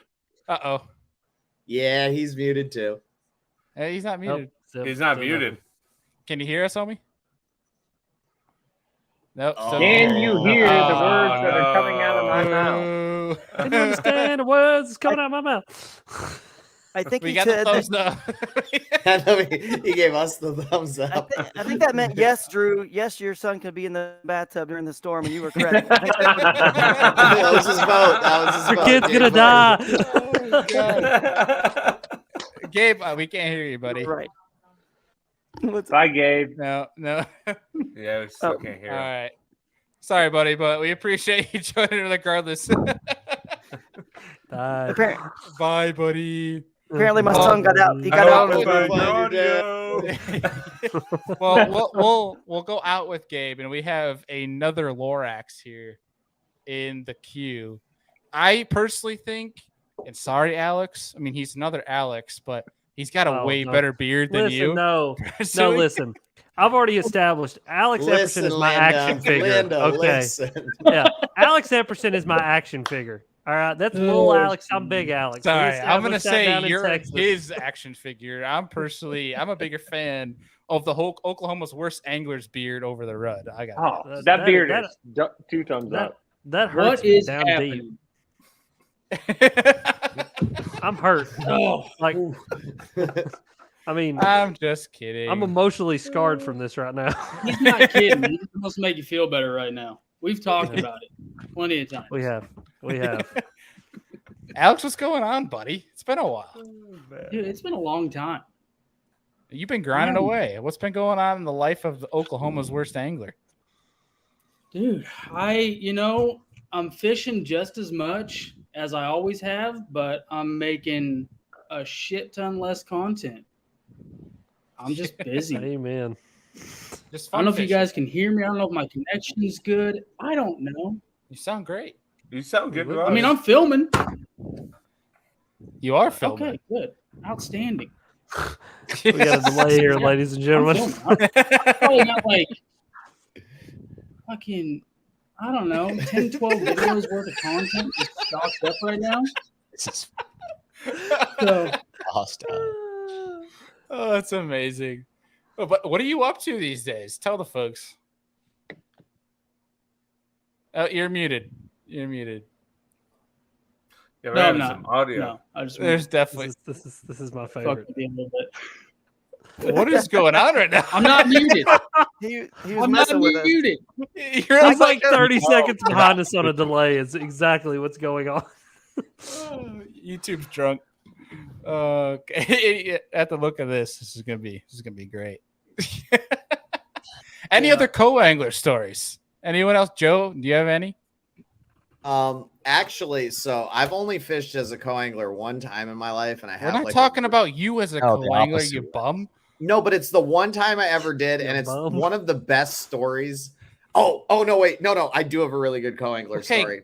It blows the aluminum nightmare story I thought about before away, and I'll tell you that some other time, guys. But okay, so I was fishing a BFL on the Potomac in like the first week of April. So like in DC, the first week of April, like it's pretty cold.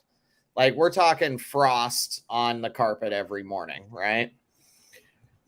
And so I had like drawn this guy the year before on Oneida Lake, and he was like an okay dude. We both like sacked him. It was 2017. I think it was the first year I'd like ever really fished like outside of a local derby. So in 2018, the first derby of the year in our BFL division, I go down to the Potomac, and the day before the derby, this guy who was going to fish as a co-angler again asked me if he can just go out for the day with me.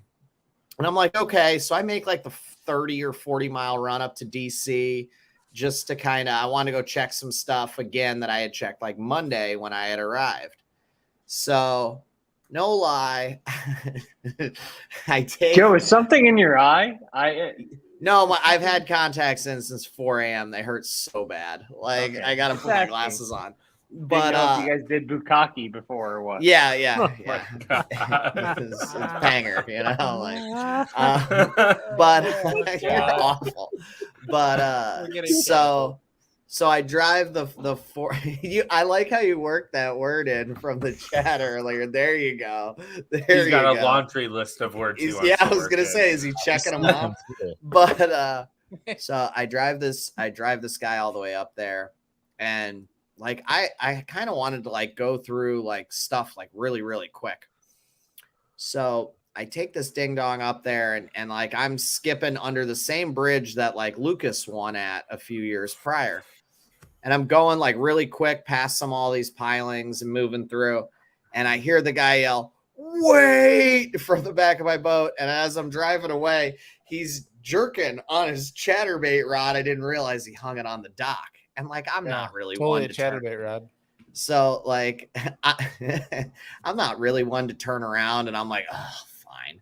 So I turn around and I literally like do a full 360-degree circle around, and we literally go right past it. Like he could have grabbed his chatterbait off the dock with his hand, like, and it was right at like eye level. We were at low tide.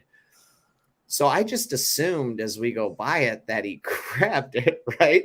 So I start going down the row of docks again, and I hear, "Wait!" And I look back, and he's got the rod by just one hand, and instead of hitting the button, he won't let go of this St. Croix whatever rod. And I'm like, I'm thinking to myself, I'm like, what in the heck? No lie, the dude falls in, right? Fucking, I just saw a mouse. The current is ripping, dude. And like, we are dressed, like I'm wearing a winter hat, like I got like winter gloves where the fingers fold back that like I hunt in, like it is freezing out. And he falls in. The story gets way better. Like, so he's like a very short but very heavy set guy. So like, if any of you guys have ever seen people like that, like buying bibs is like not an easy thing because they're always really long. If they, are big enough for your belly. And he's wearing like hunting boots, but they're actually Timberlands that aren't laced up. Oh my gosh, John. But he's wearing Timbs. He's a black guy from the city wearing Timbs so he doesn't lace them, and he's got these bibs and he doesn't have them over his shoulders. He's just sagging them down all like cool style, like hanging down around his ankles. So when he falls in, boots fill with water and his bibs fall to his ankles, right?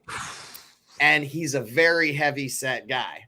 So I'm like, oh my God. Like, to me, like I'm short, skinny, greasy little guy. Like I'd hop right back in. It wouldn't be a big deal. Well, like he can't get himself back into the boat. So I like tie a rope around him. He's like, and he's going, "Don't let me go, man. Don't let me go, man. Don't let me go." And he's freaking out.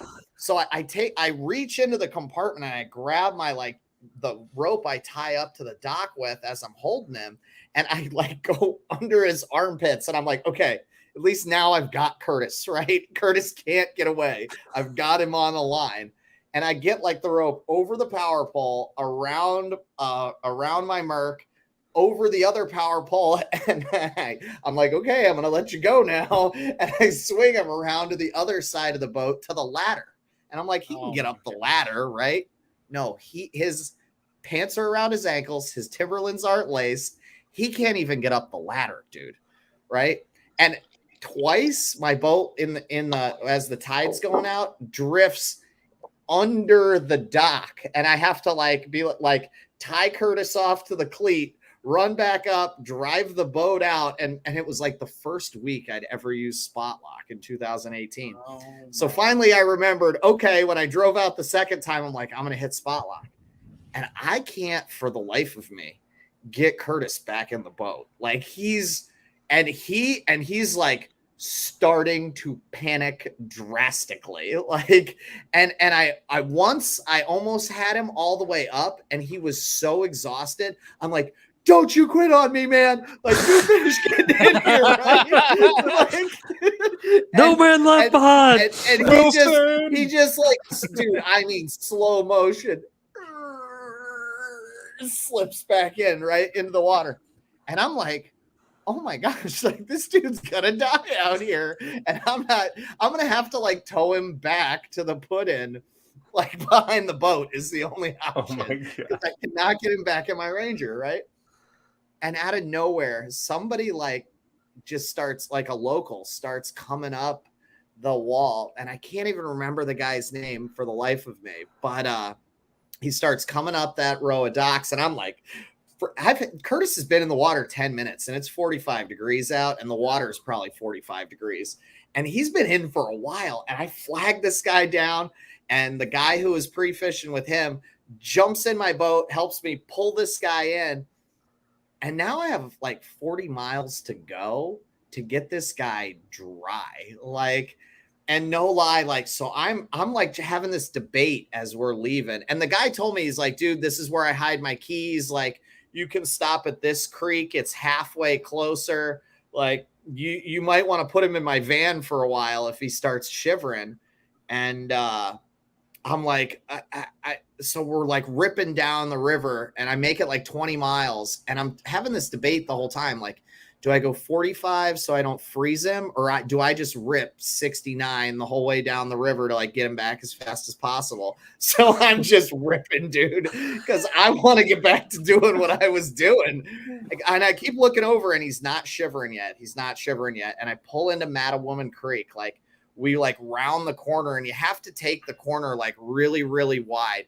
And as soon as we round the corner and he like it mentally registers that he understands we're like a mile from the dock, I've never seen somebody like shiver so hard my entire life. Like, all of a sudden he knew we were back, and he was like, his brain just like was done, like keeping him alive. Like, I almost could not get him like out of the boat to get to his car. Like, and I ran to his car. Like, once I got him on shore, I like ran to his car. I started his car. I like helped get his clothes off. Like, and he was like, I almost killed a guy. Like, it was wild. It was really, really crazy. Did you get his chatterbait back? I don't think I got the rod back. I can't even remember. Oh no.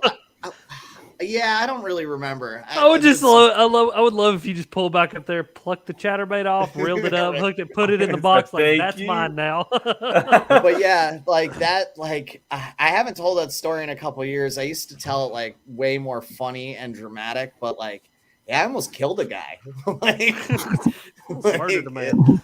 Yep. Hey boys, I gotta run, but congratulations, got 300 episodes. I've kind of commandeered my son's pull-out couch here in this condo, and he's tired, ready to go to bed, and excited for Dollywood. So again, congrats. I'll have to rewind, listen to all the stories, but see you guys. Thanks for joining us for have fun tomorrow, Drew. I did think there are good stories. So Bailey, we'll be back on, and I'll tell a lot of the funny stories. I thought a lot of good kayak ones, so we'll do it again. All right, buddy. See you guys. Sounds good. Later. Thanks for joining. We'll see you. Boys, I'm also gonna roll. I was already late here. Lady. But you're not even on Eastern Standard Time. I know. I'm already like Mountain Time here. Are you on Mountain Time? That's right. Or Mountain. You're going on Mountain Time. No.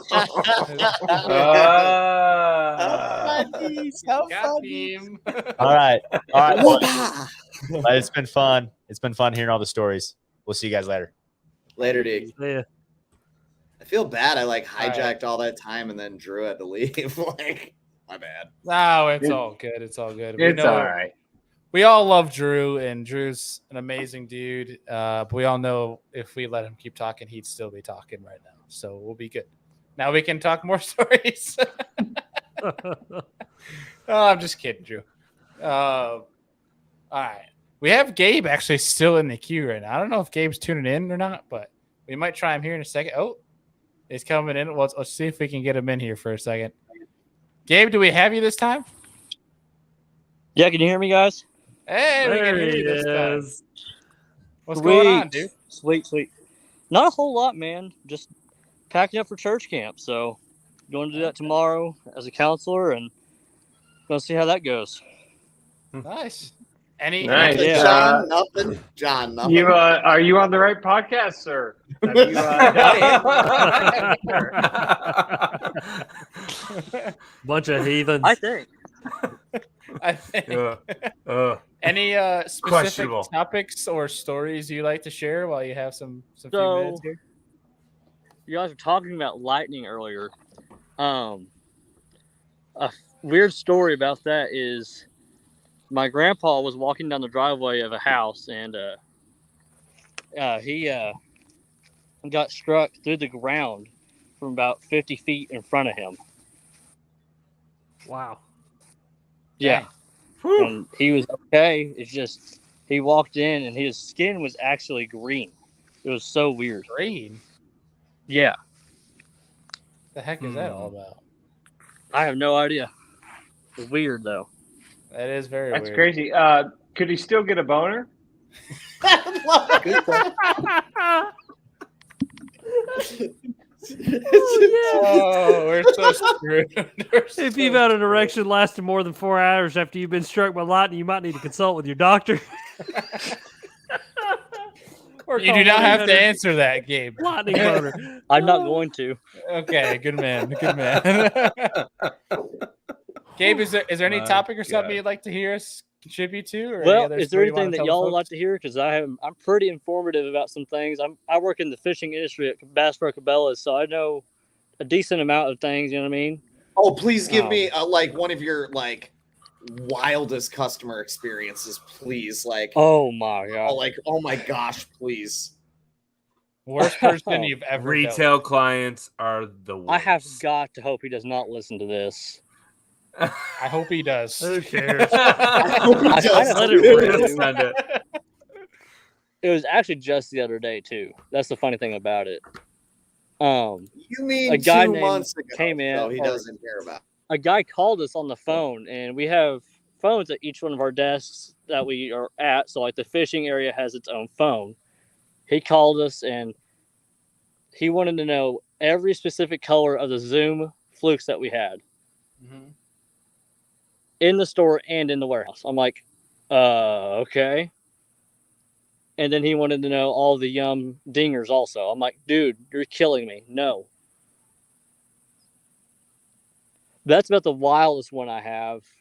I have some kids that have ran through the store and knocked every single thing down before. That's happened twice.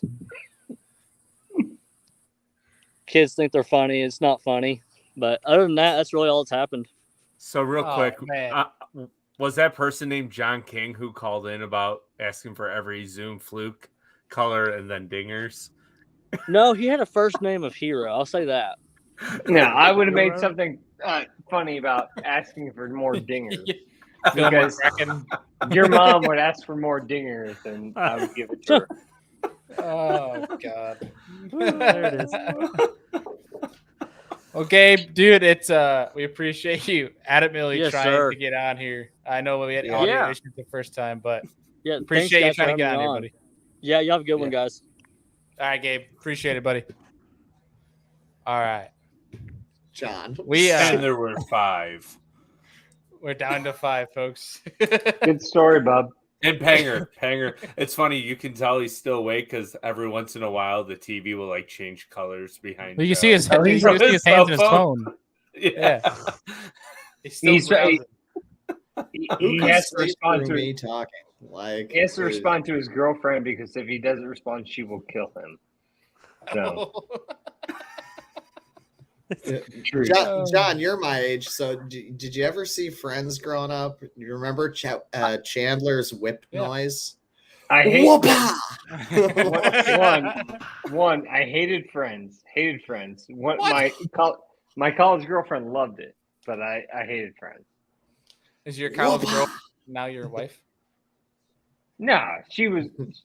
My college girlfriend before me was dating an NFL linebacker, and then started dating me, and I still can't figure it out.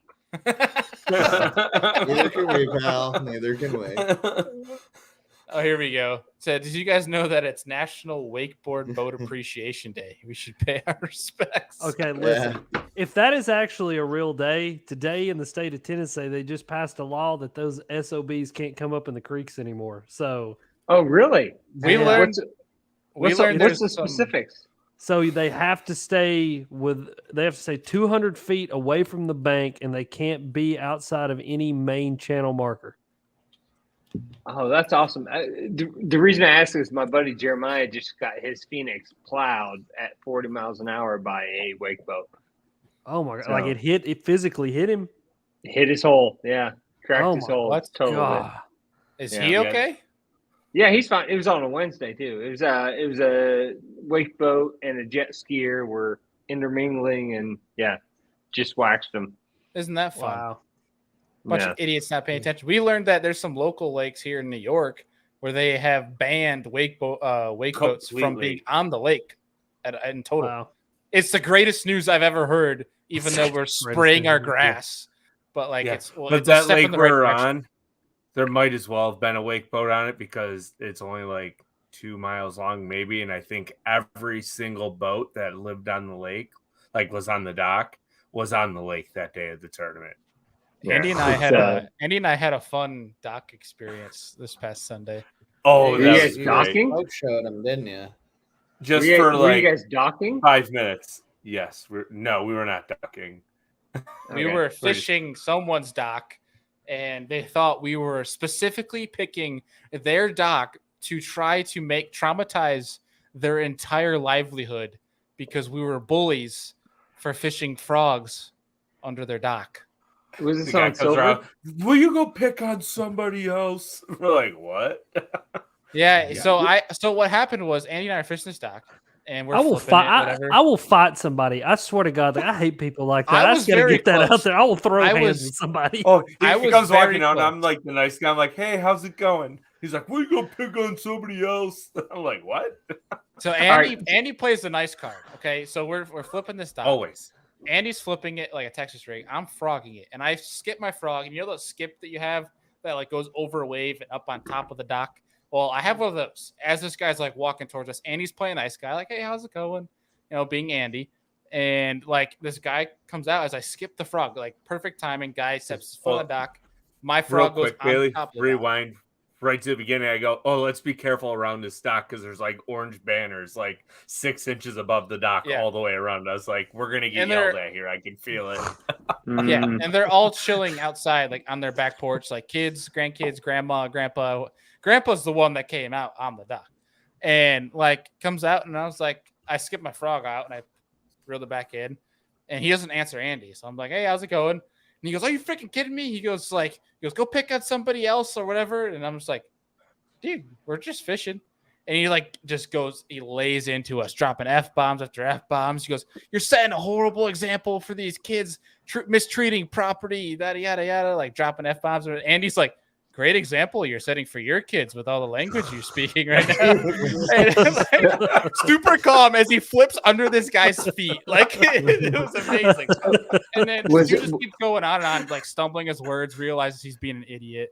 And long story short, I get so fed up that Andy and I just stop and keep fishing his dock, tell the guy to F off and at his face. And then Andy just goes, watch this. As the guy's walking away, dings his dock as hard as he possibly can. Sorry, no, not his dock, his pontoon boat. The metal rafter underneath the pontoon boat was 40 feet away.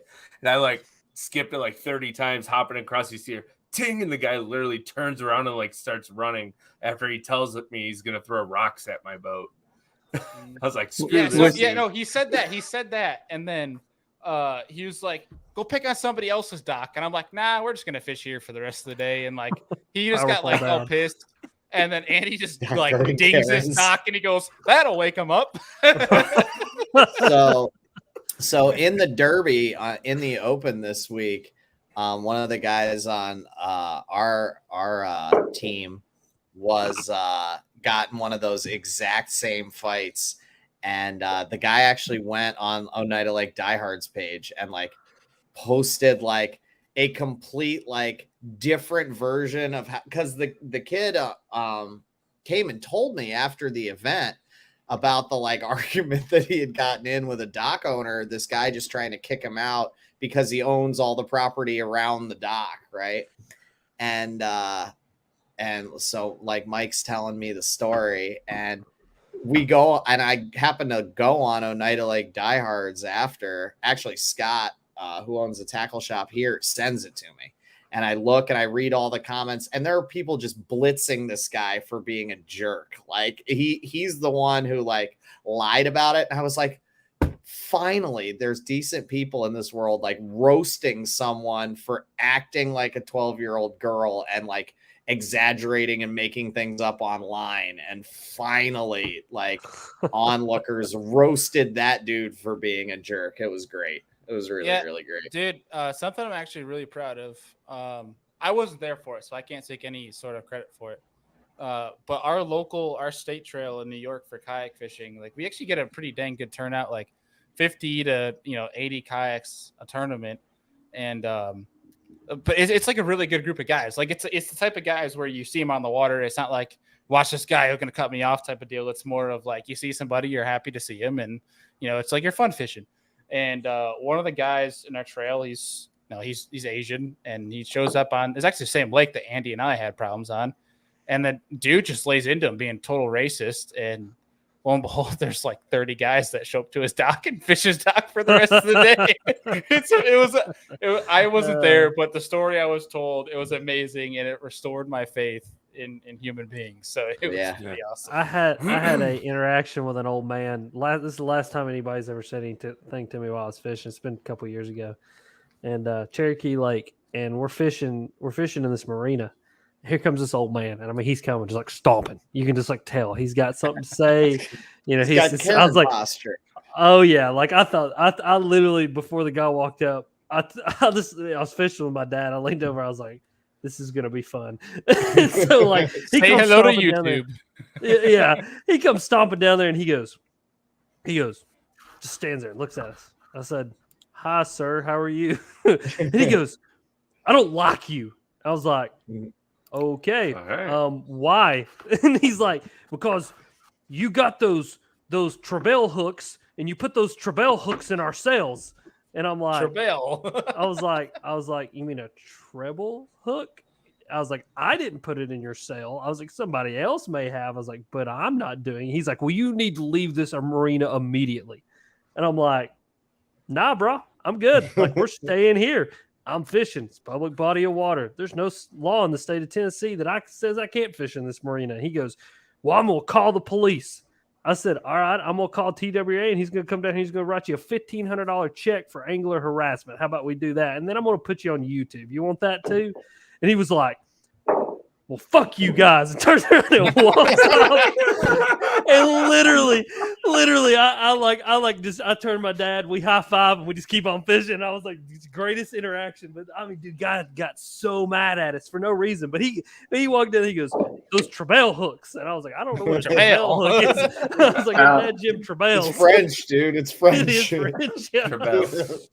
I'm going to give you a quick surprise. I just sent a link to the podcast to a special friend, so I'm going to see if he jumps on. Okay. We're letting John King send links out. How did you get a link? Sending links out too.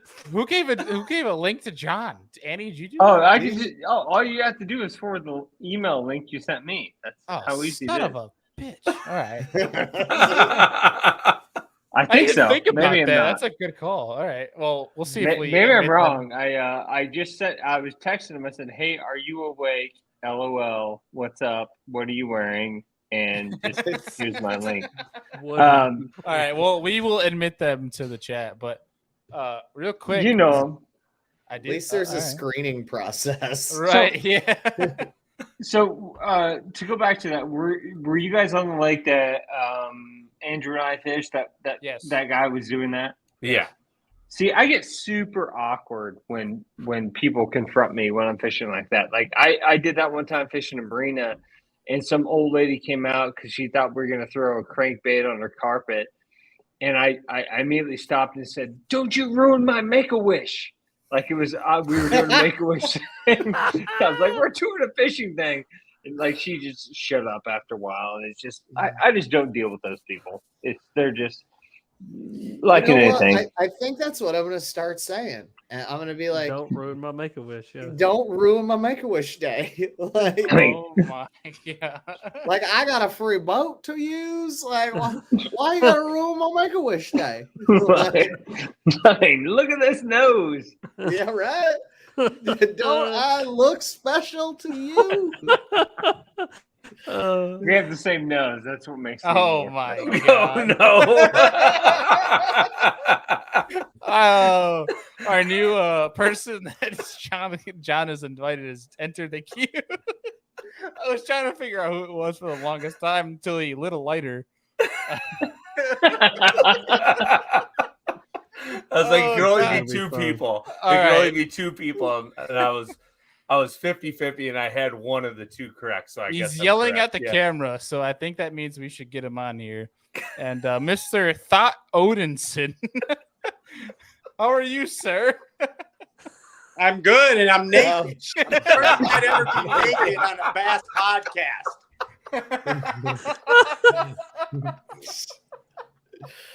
Hey, congratulations on 300 episodes. Thank you, Mr. Thought Odinson, looking like very much Mr. Pat Renwick from Stray Yes. Cats. It's supposed to be Thor Odinson, but I'm actually a thought tonight. Completely naked and on a Bass talk show with Well, I'm super glad I texted you when you responded when you were completely naked, so I appreciate that. I'm trying to get laid right now too. You're lucky I like Serious Angler podcast. Oh my god! Yeah, And by laid, Pat means rub and tug. Like, no. They closed at 9. You know, get together there. Just get together. Fuck's wrong with you? Oh my gosh! Hey, Pat congratulations! Renwick, you are the man. Thanks, On Pat. your 300th episode in Bass Fishing Podcast World. I'm on my front porch and the lights broke. So I'm using a lighter.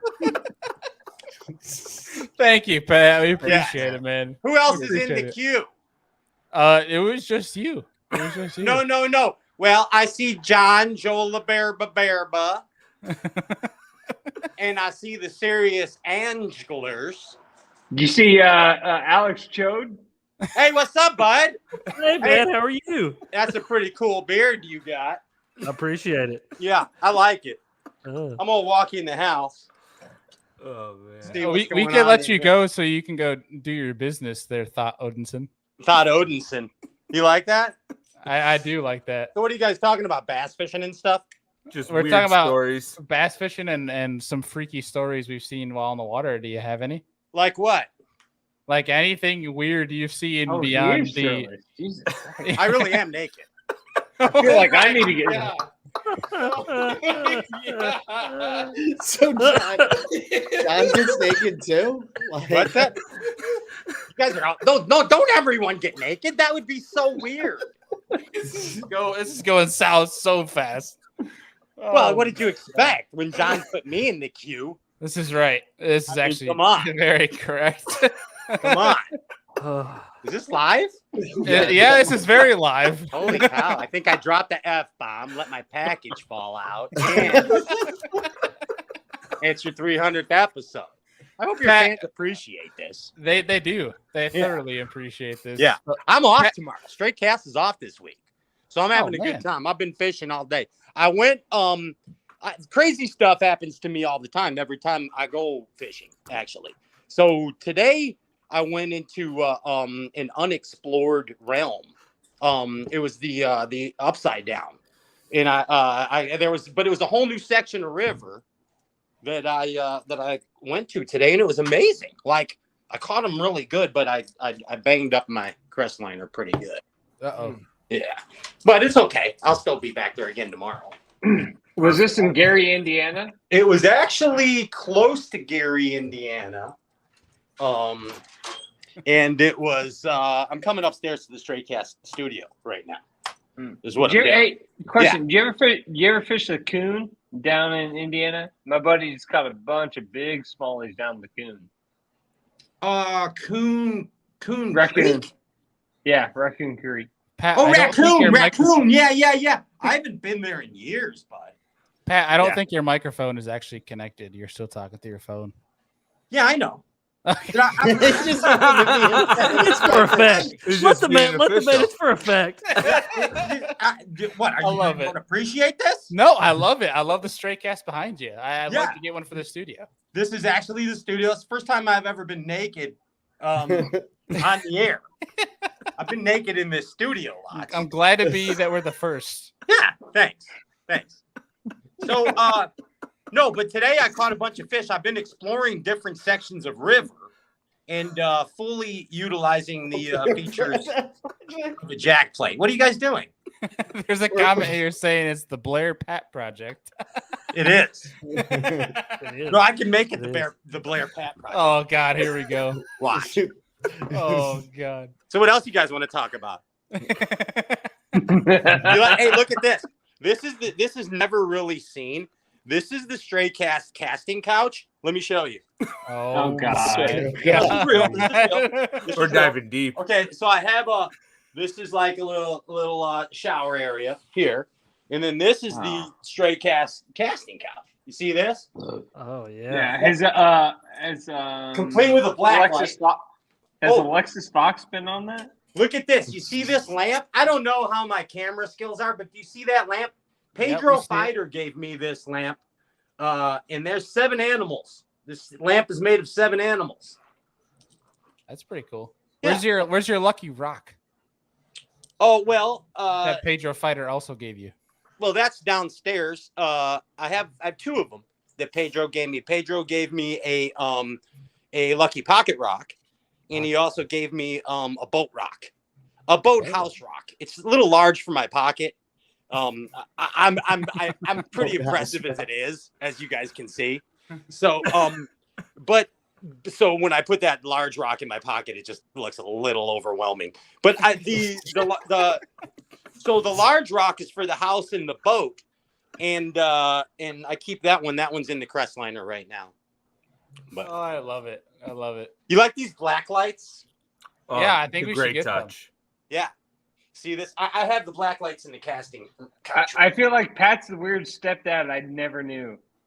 Yeah, he's like if Gary Busey was fun, you know. Oh my No, Gary Busey. Hey, wait a minute. Who said weird stepdad? That was John. John, I'm gonna punch you when I see you. Why am I weird? You're not weird. You just you said I was weird. Wait a minute. So if I was your stepdad, it'd be like, oh, there's the weird stepdad. Because you would beat me in Madden every day. John, I'm gonna punch you so hard when I see you, dude. I'm gonna beat the shit out of you. What else is going on, guys? Bass fishing episode 300. Sorry for hijacking this thing. Because John King. We're glad to have you. We're glad to have you, buddy. Any freaky story, like the freakiest thing you've ever seen while on the water? Oh gosh, probably Loaded. fornication in Chicago. Yeah. Chicago. In Chicago over by there, you know what they got? There was some people over on the rocks on the shoreline, and they just gave 0 Fs, and they just kept going at their business, and I just kept throwing a chartreuse spinnerbait for brown fish with red eyes. That's what I did. Watched them bang. Watched them banging. Watched them bang. Yeah. Watched them bang. Hey, how's everything going over there? Wait, is John King naked now too? I took my shirt off because you took your shirt off. Oh my gosh, he didn't hesitate at all, did he? That kid. He waited. I don't have glasses on, so I can't see these small things.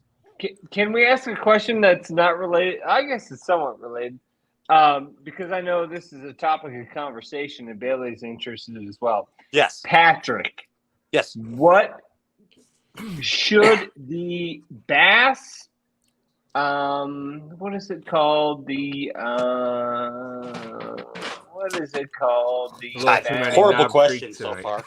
Yeah. The legend exemption. How long should that last?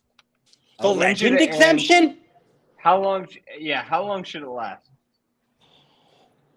Meaning, how long does an angler have to be a legend and compete in the Elite Series? Correct. Oh, if you're Rick Clunn, as long as you want. Other people, I don't know. It's questionable based on performance. No. Cool. Great answer. Thanks. So but Rick it's Clunn not can like do whatever he wants, whenever he wants. And certain legends, if they want to come in and compete, they should be allowed. Like if Brower calls up and he's like, "Hey, I want to fish Champlain," they should let him in. You know what I mean? So 100% agree. And, Yeah. and it would be amazing if all of a sudden Brower was like, "Hey, I'm going to fish this one."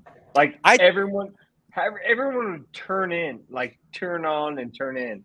Yeah. And watch it. I think that if you had Turned down instead for of what? legends fishing the whole circuit, if you or the whole tour, maybe let them jackpot certain events. Like, hey, I'll bet Clun would love that. I mean, I don't know. I can't speak for Clun, but you know, he seems pretty dedicated and wants to be out there in every event. But like, hey man, St. John's, he's showing up. You know what I mean?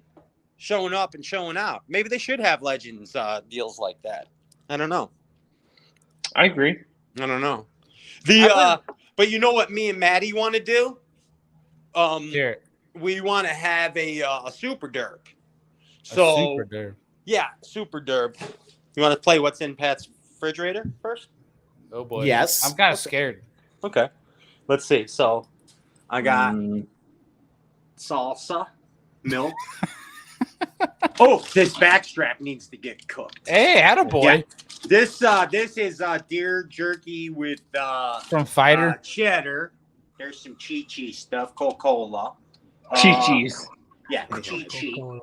There's grande Chi-Chis. That's water. an empty looking fridge, Pat. No, I'm He's doing single, good, bro. That's I'm what doing good, bachelor bro. life's like. What man. are you talking about? Like, I got everything I could possibly need. Gotta get some more venison in there. What kind of man, hot that's sauce the we whole- working with, Pat? Right Bait Shop Randy brings me. Oh, this is my favorite part of my fridge. Hold on. Look at that. Look at that. You talk about sauces? I got sauces and condiments. It's like All my grandmother. condiments. All this. Got some Taco Bell fire sauce in there. All this. Dude, the best McDonald's hot picante. Oh my gosh, so versatile. You're all into So the canty? So versatile. You know, it's also so versatile, LaBarbara. Your mom. Ouch. There it is. Wow. Ouch. Linda LaBarbara is a good woman. You keep her out of this. Hey, don't talk about his mom. Don't you bring Linda into this, boy. That's horrible. Dorothy Mantooth is a saint. She's a saint. That Veronica Vaughn. Gosh. There it is. That's a nice piece of ace. All right, so I'm getting texts, and I think I'm gonna get lucky tonight. So, Attaboy. Well, good luck. I hope I am. With twins, Mia and Maya Palmer. They're supermodels. Mia and Maya as the same spelling? Mia and Maya Palmer. Get it? Never mind. Never mind. I get it. He'll Never be here all mind. week, ladies and gentlemen. Never mind. Yeah, I had Sacred no Podcast, episode 300. Actually, that's a soccer player for the University of Oregon. So Mia Palmer? yeah. Oh, that's a supermodel from France. Oh my gosh. Yeah. You want to meet Mia Palmer? There's Mia Palmer. Want to meet Maya Palmer? There's Maya Palmer. Those are my dates tonight. At least we know he's versatile. Bravo. Yeah. Bravo. I'm versatile, just like Ambidextrous. anti-sauce in your mom. And cancer. Oh my god. Well, we learned this. I don't know. Never met the woman. Sure, she's amazing. God. Episode 300, Serious Angler Podcast. Now back to you. Can I just keep saying that? I'm just going to say that. I'm going to stay here the rest of the episode And repeat. and just say Serious Angler Podcast, episode 300. Now back to you. I love I it. apologize, and you're welcome. Yeah. That's right. Thanks, John. That's right. Way to go. I am working on seeing if Mr. Brian Stockel is awake right now to join us here. I My deserve- guess is Brian sleeping. Brian is No. texting me back, but he won't join. He No. texted me back. I sent him a picture of JT Kenny with his female friend, and his response was 2 thumbs up. JT So, Kenny's awesome. I'll see if I can get Stockel on. If anyone, I can get him on. If not, we'll see. Why don't you text Mick Jagger? I don't have his number, You mean to text him? unfortunately, and yeah. Yeah, boy. I don't have. It's Maddie and them are too busy on the St. Lawrence. So, hey, let me ask you this. Oh no, Pat. I won't ask those guys. They're at derp. They're in derp mode. Who's going to be the top 3 at St. Lawrence? Oh, top 3? Yeah, top 3. Well, Seth, one of the Johnstons. Maybe both of the Johnstons. And Bo Dowden. Bo Dowden will be in the top 3. The ghost of Bo Dowden. I think P Dub. I think Patrick Walters might slide in there. No, Who's he? Who is he? No way. Who's that? He's pretty good up there. Oh, Patty Walters. Yeah. Yeah. No Taku? You guys, Taku's a good pick too, but I think Taku's at Oahu. I think Taku's going to shine at Oahu. Okay. BP gonna win St. Lawrence. Yeah, BP, yeah, he's tough, man. You never know with that kid. Baby luck, man. And baby he had luck. a baby too. Do you guys know who Bo Dowden is? No, who's Bo Dowden? I need you to Google that. One of you serious anglers, Google Bo Dowden bass fishing. All right, right I'll now. do it Do right it. now. Do it. I love that. Our And you guest guys, is- and I'm very disappointed in everyone on this panel that none of you know who Bo Dowden is. And when I say I'm disappointed in you, I'm seriously disappointed in you. Like I'm seriously disappointed. Bo Dowden real estate? No. Bo Dowden bass fishing. Ho, come on. Is it like a Bob Downey thing? No. Bo Dowden. Dowden. Oh, yeah. I found him. I'm still confused who he is, but I found him. Louisiana Sports Hall of Fame. Why are you confused at who he is if you found him? Legends of the It's the outdoors. Louisiana Sports Hall of Fame. Years after hooking his sport's biggest prize, Bo Dowden comes home to enter the state hall. I'm trying to read the article right now. Read Bo. Did you Google Bo Dowden bass fishing? I did. This is like tagging my high school girlfriend and be like, "Are you still interested?" 14 years later. Bo Dowden is when the Bassmaster Classic was held on the St. Lawrence River. Bo Dowden won. Right here, the 1980 Bassmaster Classic winner. Yes, sir, and he won it on a 7-foot cotton cordell. I wasn't alive. His biggest bass. Well, I don't with give a fuck. You should know who Bassmaster Classic winners are if you're bassing men. Every single one of you guys should know all the Bassmaster Classic winners. You really should. Okay, listen. You don't. You're not bassing men. This man is coming on a trivia show of mine before too long. We need to do another trivia episode, and I'm Yes, you bringing him do. on. Well, it's a matter of. It's not a matter of trivia. It's a matter of being proper and paying respects to Bassmaster proper. Classic winners. And if you don't know who every Bassmaster Classic winner is, you are not proper. And I'm Do being you know? serious. Do you know how big the biggest bass that he caught was to win the Bassmaster Classic? No, I really don't know that, but I could tell you the bait. I could tell you the rod. I could tell you the reel. I could tell you the line. I could tell you the boat. I could tell you the vest he was wearing, but I don't remember the It was a 6 pound, 6 ounce bass for fifth Nice. place. Yeah, That's a good one brown for, or green? for New York. Probably green back then. it was Had a to be green green. fish. It was Yeah. a green fish. He was throwing an Arky jig with a number 11 pork frog Yep. on a 7-foot cotton cordell flipping stick. Now, he wasn't flipping, he was throwing the jig a long distance with it. And at that time, like, everybody was using 5.5-foot rods still. Don't forget. And here comes Bo Dowden slinging a jig like long distance and catching bigs and using that rod for throwing long and getting the slack out and catching the fish on long casts. So changed bass fishing, that classic, because everybody went to 7-foot rods. after that classic. Revolutionary. A little bit of history there for you too, boys. Dang. Father Nice. Pat, you are Yes. the man. Father Pat. Yes. Do you know how much he? Thought Odinson. So here, this is pretty cool. He only won $56,000 for his Bassmaster Classic win. Really?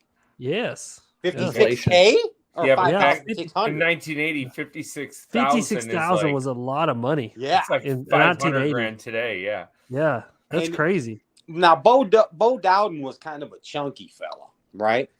And he had a decent year. It was either previous to that classic or after that class, the year after that classic. I can't quite remember. But him and Hank Parker actually tied in a tournament. And guess how? Oh, is this the race? Is this the race you're talking about? Yeah, exactly. Ray Scott made them race to decide the winner. And Hank Parker just beat the living tar out of him because Hank was long and lanky and Bo was short and chunky. Wait, they like a foot race? Yeah, foot race in the Oh, parking yeah. lot decided The the foot winner race. of a Bassmaster tournament. How amazing is that? That's Oh awesome. my That's God. great. It's almost I like petition. it would be like okay, it would be like It let's couldn't say be if, like rock, let's say paper, if Steve scissors, or Bowman. like push-ups. It's like we're gonna have a foot race. No, Dude, I no. petition This is it. every tie be determined by foot race or wrestling. No, yeah, you beat the snot out of each other. That's it. So let's say Corey and Chris tie. So Steve Bowman would be like, okay, boys, go ahead, start the fight. Whoever wins is the winner, right? Yeah. Battle Yeah. to the death. Corey would win. Combines my two favorite sports, bass fishing and UFC. Like, let's Yeah. do it. Put gloves on them. Let's go 5 rounds. Saying, bud. That'd be awesome. That's Yeah, what that I'm would saying. be But yeah, crazy. So anyway, Matt and I want to have a super tournament, as I was starting to tell you before. So you see how I segued? That was all a segue. This is how bass fishing talk show hosts do things. So Matt and I want to have a super tournament, and that super tournament is going to be professional anglers, and it's going to be like I think 75 slots. What's going on? Are you doing a bong or something over there? We have a new, We have a 300 episode bong rip. we have a new guest in the queue. I should have took a gummy before this. It would have made it so much more fun. Oh my God. I don't do gummies, but I get Should we just add him in? Should we just add him in here? Who is it? I'm not going to everyone say his in. name out loud, but whoever's watching on YouTube will see his name, and here he is, folks. Oh, Jesus. Is it not Odinson? Oh yeah. Oh. Put that son of a bitch BTC, to what's bed. up, buddy? What's going on, guys? How you doing Hey, tonight? B! What's happening? Pounder. What's up, you ugly son of a bitch? This is What's turned happening? ugly. This is gone. Going off the rails. It's Going going to off be the rails. south. I was just about to go to bed and I got this call, so I got to catch up. Who'd you get a call Holy from? Was it crap. Pat or me? I'm naked, Brian. I'm naked. I'm the first guy to ever be naked on a bass fishing talk show. I'm glad I can't really see the screen. You are. You sure are, Brian. I think at some point Lord. everybody's kind of gone like this. Like Hey, Brian, where's the shark? Where's your shark, Brian? Where's my shark? Yeah, where's your shark? Where's your shot? You from fucking Boston? No, just my first wife was from there, not me. Swimming in the Atlantic. It was a sand tiger. Yeah. It's pretty badass, though. That thing It was was. giant. It was a big one. 6, Catch 7 it on a feet. flipping stick. Spinning rod. That's right, motherfucker. Spinning rod. for all you sissy stick fucking probes. BTC, we had a guest on here who wanted 5 minutes to talk about a story, and he talked about he's from Jersey. Talked about finding a dead body out on the water in Jersey. Oh, Oh yeah, His name was Rocky. Rocky? His name was Rocky. Did we- Not the we- Rocky, but his name's Rocky. Yeah, no. My buddy Dave found one. My buddy Keith found one. Oh my They have them. Popcorn found one. Places got him. This is so exciting. It's like we're talking about the fish. Places got him, man. 5 pounds smaller than dead bodies. You got it here. Come on down to Jersey, baby. Popcorn ran over one in Chicago, a dead body. Oh, Did he? God. BTC, what's the freakiest or wildest story you've ever seen or experienced while on the water? First thing that comes to mind. When I was probably like 13 or 12 or 13, I caught a dildo floating in the water. That was my first exposure to a dildo. And Did you take it home? Was it catch and No. release, or what are we talking? Episode 300. Catch and release. Conservation is the key. You know? Amen, brother. Yeah, Let him go, let it grow. Yeah. God. Yeah, and then I don't know, it's hard to top that one, but you know, you've dealt with lightning out on big water. I remember being on the flats and casting, and my line disappeared out into the mist, and it never came down. That was pretty wild. It's not as cool as the dildo, though. Yeah, it just stayed there. And I was like, What if the dildo went up in the air and never came down? That would be a story. That would be the same story that why my first wife left me. So. Whoa. Explain. Episode 300. Seriously. I'm not learning anything about fishing right now. That was just a joke. We've deviated a few times. We lost that 10 minutes ago. We're good. We lost that like an hour ago. Let's be real here. Andy's falling asleep up there. That's awesome, dude. 300 shows. We've been doing Ike Live for almost 10 years now, and I think we're at like 160. Holy crap. Fucking bums, dude. Yeah, you guys haven't done one since I looked today, since like May 30th. You guys are due. Yeah. Whenever Mike decides to come home. Yeah, Ike needs a slump buster. You don't need Mike to do them, Brian. Do them anyway. Brian. We're gonna have to.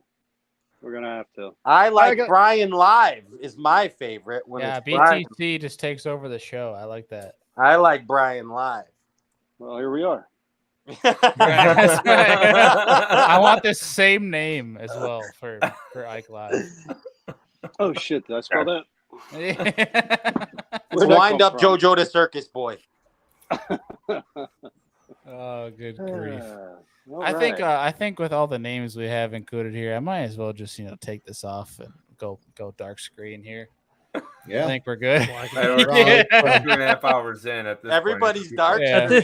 At this point, we want nothing being represented here to be represented by a company anyway. That's so right. let's get rid of that. Hold on, let me change my name real quick. After this one, guys. Oh my gosh. Well, on that note, I think I'm gonna be bouncing here in a second because I do got to be up at 3:45 tomorrow for a guide trip. So, freaking what? Hey, BTC, you know who's behind Joe? What? BTC, you know who's behind Joe? Panger's sleeping right behind Joe. Is he really? Yeah. Yeah. Oh, he's on his phone. He ain't sleeping. That's Pangerak. That's Pangerak? Go do something to him. Go put his hand like in a cold bowl of water, bud. And make him pee. Or go, do that. Go put whipped cream on his hand so when tickle him with a feather. I just suggest putting D's nuts on him. Yeah, get Sharpie and draw a penis on his face. Brian, I was telling Matt, because Matt joined the show earlier in the episode, and I said if he ever did an episode like this where it was like completely straight away from actual bass fishing, that Mark Jeffries would have a stroke and then come back and take over the show again. Mark Jeffries would come in that night. He would come through the wall like fucking Kool-Aid. Through the front door. He would go through that wall. With a Uzi. On the spot. Oh, God. That's amazing. With the Uzi. He'd be like, Matthew, oh, yeah. He threatened me that he was going to shut down Ike Live if I ever had Ed Bassmaster back on again. Wow. He had more testosterone back then, I guess. But. Well, he called me up after I assassinated Dean Rojas on the air. So. Yeah. Was that about the frog fishing? When he was like, "Oh yeah, hit it, oh yeah, baby." Well, yeah, that part, but then I don't know. And then Andy played a shotgun sound, and then I'm like, I said, "Dean, are you okay?" And the show ended, and then I got a call because I assassinated Dean Rojas. It happens. Yeah, I don't know. I guess a lot of guys assassinated Dean Rojas. I don't know. Why are you in the dark, dude? I'm on my porch. I was walking through the house, but the lights broke out here, and the only light I had was a lighter before, and I can't find the lighter now. It's upstairs on the But you missed it, Brian. I gave him a tour of the house and everything. You did. Yeah. Show us the studio. Yeah, I showed the studio. I showed him my refrigerator. Is there still nothing in it? There's still nothing in it, Brian. Just mustard packs in a styrofoam container. Yes, lots of condiment packs. Yes, sir. And I didn't even hit fishing rods in the fan, Brian. All right. Yeah. Well, that's good. That's improvement. Making strides. I'm growing up. Making The strides. kid's growing up. You're growing up. Yeah. Oh my gosh. All right. Hey, serious anglers, congratulations on 300 episodes. That's amazing, boys. Amazing. Thank you, Thought Odinson. It's been a pleasure to have you on live here. Yes. My pleasure. First naked guest ever. That's Pat, good. Hopefully the last. Pat, good luck Hopefully with the me last. and Maya tonight. John put clothes back. Hey, Brian, John got naked right away when he found out I was naked. Go figure. He definitely doesn't have pants on. Yeah.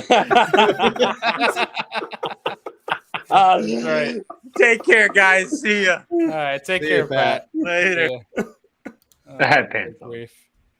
Well, boys, That's a boys, first, John.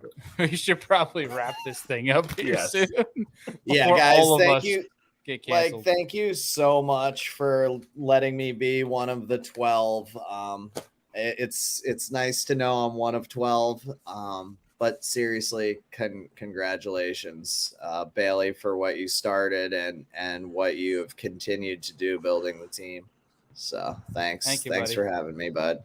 Thank you, buddy. Enjoy the rest of your camp and keeping Pangrac up till almost 11 o'clock at night. Dude, he's been asleep since like 8:45, like, or even sooner, probably. Like, I can't believe he actually got out of bed to come say hi. So that was cool. Yeah. All right, buddy. We appreciate it. We appreciate Bri, John, Alex, Andy, See ya. good luck tomorrow. Oh, God. it. See ya. Cujo. Oh gosh. Bailey, thanks for making me one of that guy. Afterthought. Oh, yeah, that guy. Afterthought. After the moments we shared at Lake Champlain. We did have a good time. Afterthought. Good Yeah, grief. hey, right before we shut down, you want to come on? By the way, dude, that fucking reel is amazing. I can't get over the color. I'm hung up on the color, man. The fucking rocket. Rod, do you have one of these yet? No, send me one. Dude, it's like, look at it. It's not. That's this color never existed before. That's definitely like. Is that Abu, I assume? That's the new Riva rocket. That's a 7.6 to 1 gear ratio spinning. No, it's 12 to 1. 12 to 1, 12 23 to 1. 14 to 1. Yeah. You just use your mind to cast it. You just look at what you want to hit, and it goes there. Yeah, it's phenomenal. Dude, look at this thing. It's beautiful. It's absolutely technology not from this planet. You know what I mean? I firmly Salesman of the year. Salesman. How much is it? How much? Yeah. I believe it's just $200. That's it. Oh, that's cheap. That's good. Cheap. Affordable. Oh, nice. But it's absolutely beautiful, dude. That color. It's like, I don't know, drawn to it. Heck yeah. Well, appreciate it, BTC. I look forward to seeing you next week. Yeah. Who's going to be at the iCast here? I think you and I. Oh no, Rudd's going to be there. Yeah, Rudd's gonna I'll be there. Yeah. Okay. You got a Brian? guy Have you had the tomorrow? pleasure? Have you had the pleasure of meeting Rudd before? No, I have not. I shall introduce you both. Fantastic. Look forward to it, man. Where you Make guys sure and tomorrow? put lotion on your fingers first. The only guide here is Mr. Andy Full. Oh, and I'm sorry. I'm watching on the TV. I see this. It's all blurry because I'm old as shit. I thought Rudd was guiding tomorrow. Sorry, Andy. No. No, you're good. I'll be making a YouTube video tomorrow. That's what I do. I'm one of those weird YouTuber guys. No, I know you make YouTube videos. I thought maybe he was guiding too. I No. apologize, guys. I'm not good enough for that. You kidding me? I don't trust myself enough to go do that. I can't guarantee anybody anything. Me either. Okay. Just you have to say, make it till you make it. All right, man. That's right. That's right. Can I tell a quick story? No. I guess. Sure, John. All So right, I go had the pleasure of fishing with Andy this June. Oh, here we go. If you slip a certain amount of money in Andy's wallet, Andy will show you the places in Buffalo where you can most likely get a little dirty, nasty with your old lady when people aren't walking around. Andy is good about that. So Andy showed me. Fuck? God. What the fuck are you talking about? I'm out of here. He said, I'm out of here. Just no more.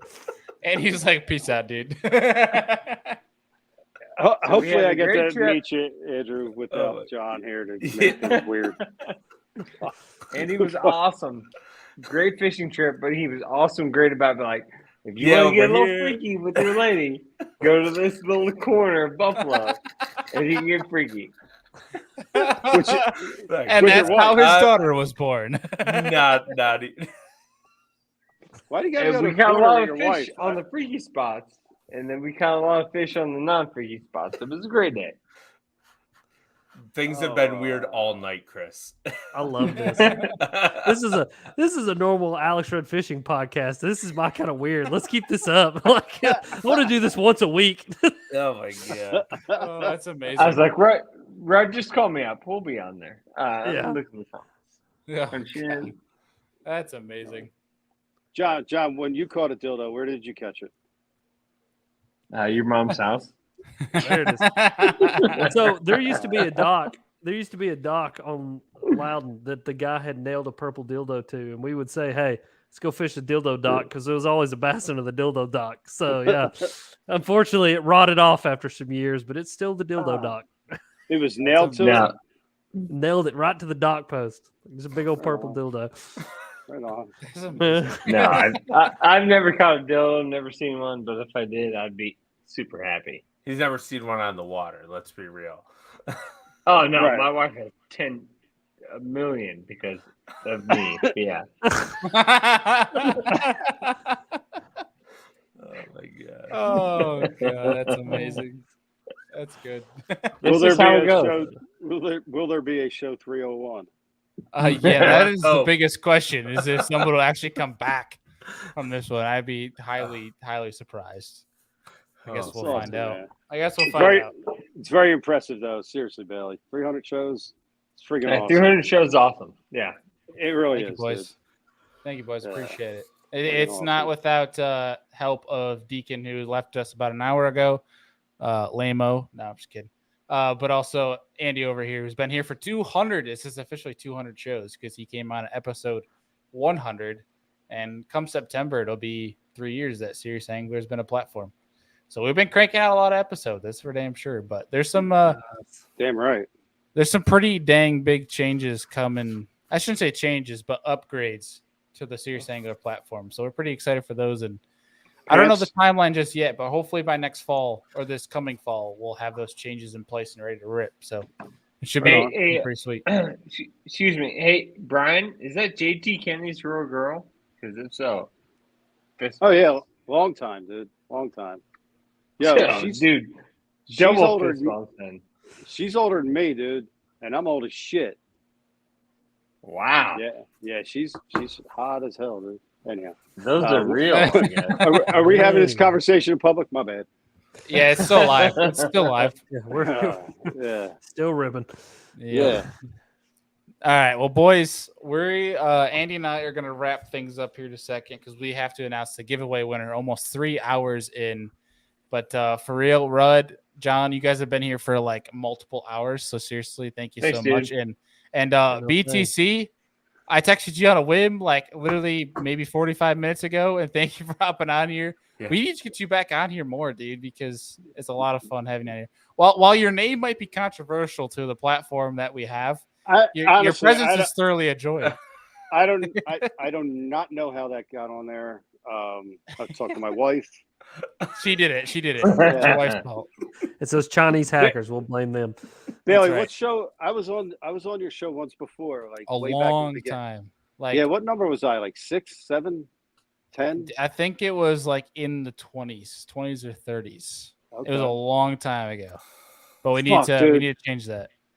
Drunkwood just texted me, "Thanks for coming on," but I'm still on. So did he just fucking text me from the future? I think so. Am I stuck in the past?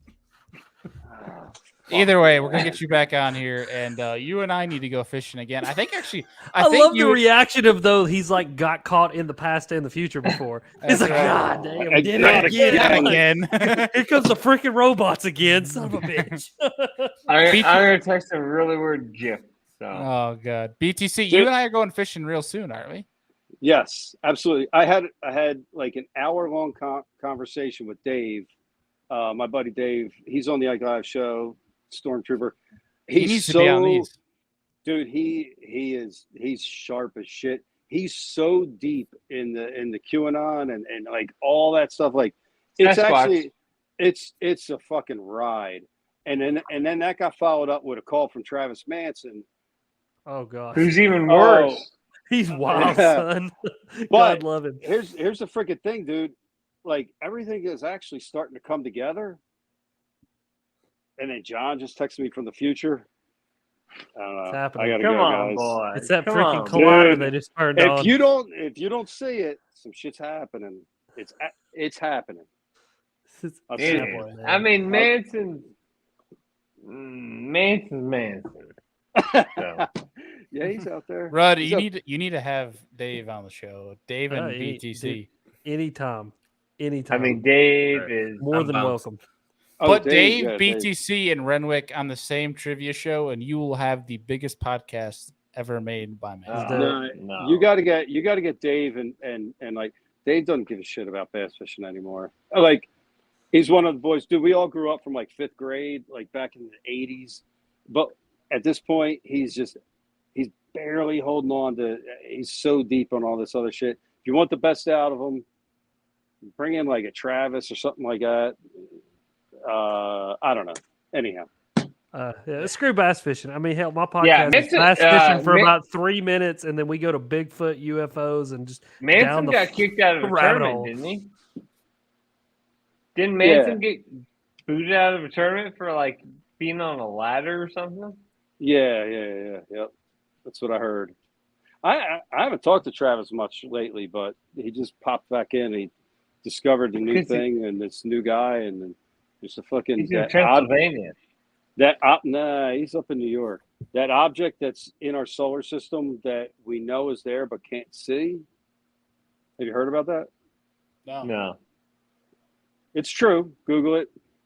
They admit that it's there. Google it. Also, Google the name of Google's CEO and find out what his name is.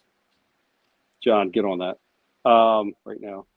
But yeah, no, it's there. We can't see it, but apparently that's a big player in what's going on these days. Listen, I'm out of my league. I'm out of here. Bailey, thank you. BTC, it's a pleasure, buddy. We'll see you soon. See you guys. Bye. All right, buddy. All right, boys, listen. That seriously was the greatest rabbit hole that I think has ever been rabbit holed, and we weren't even on my podcast, and I enjoyed every freaking second of it. The last So hour, listen, the last 47 minutes was a rabbit hole of rabbit holes. I love you Thank boys. You guys are awesome. Congratulations on 300 episodes. Thank you, buddy. That's insane. I've got about 200 to catch up with you guys, so I'm gonna stay after it, and we're gonna do it again. But Keep kicking ass, man. Yeah, absolutely. Kick ass, dude. Everybody's kicking ass. Like I always say, we're climbing up a ladder together, and we have all been a part of helping pull each other up as we go. And so I've appreciated you guys and appreciated your time and your effort and your friendship. And you guys are wicked. But my wife is ready to go to bed, and so am I, because I've been up since 5:45 this morning. So I will see you boys later. Love you guys. See you later. All right, buddy. We'll see you, Red. Yeah. John, you're the last one left, buddy. Do you want to close this out, John? Well, we can't close it out because we have a giveaway winner to announce. Oh, I totally Oh yeah, forgot about that. Why don't you go ahead and give the? We made them giveaway. wait almost 3 hours to figure out who won the giveaway package that includes a 50 amp lithium battery from X2 Power, a $200 gift card from Black here.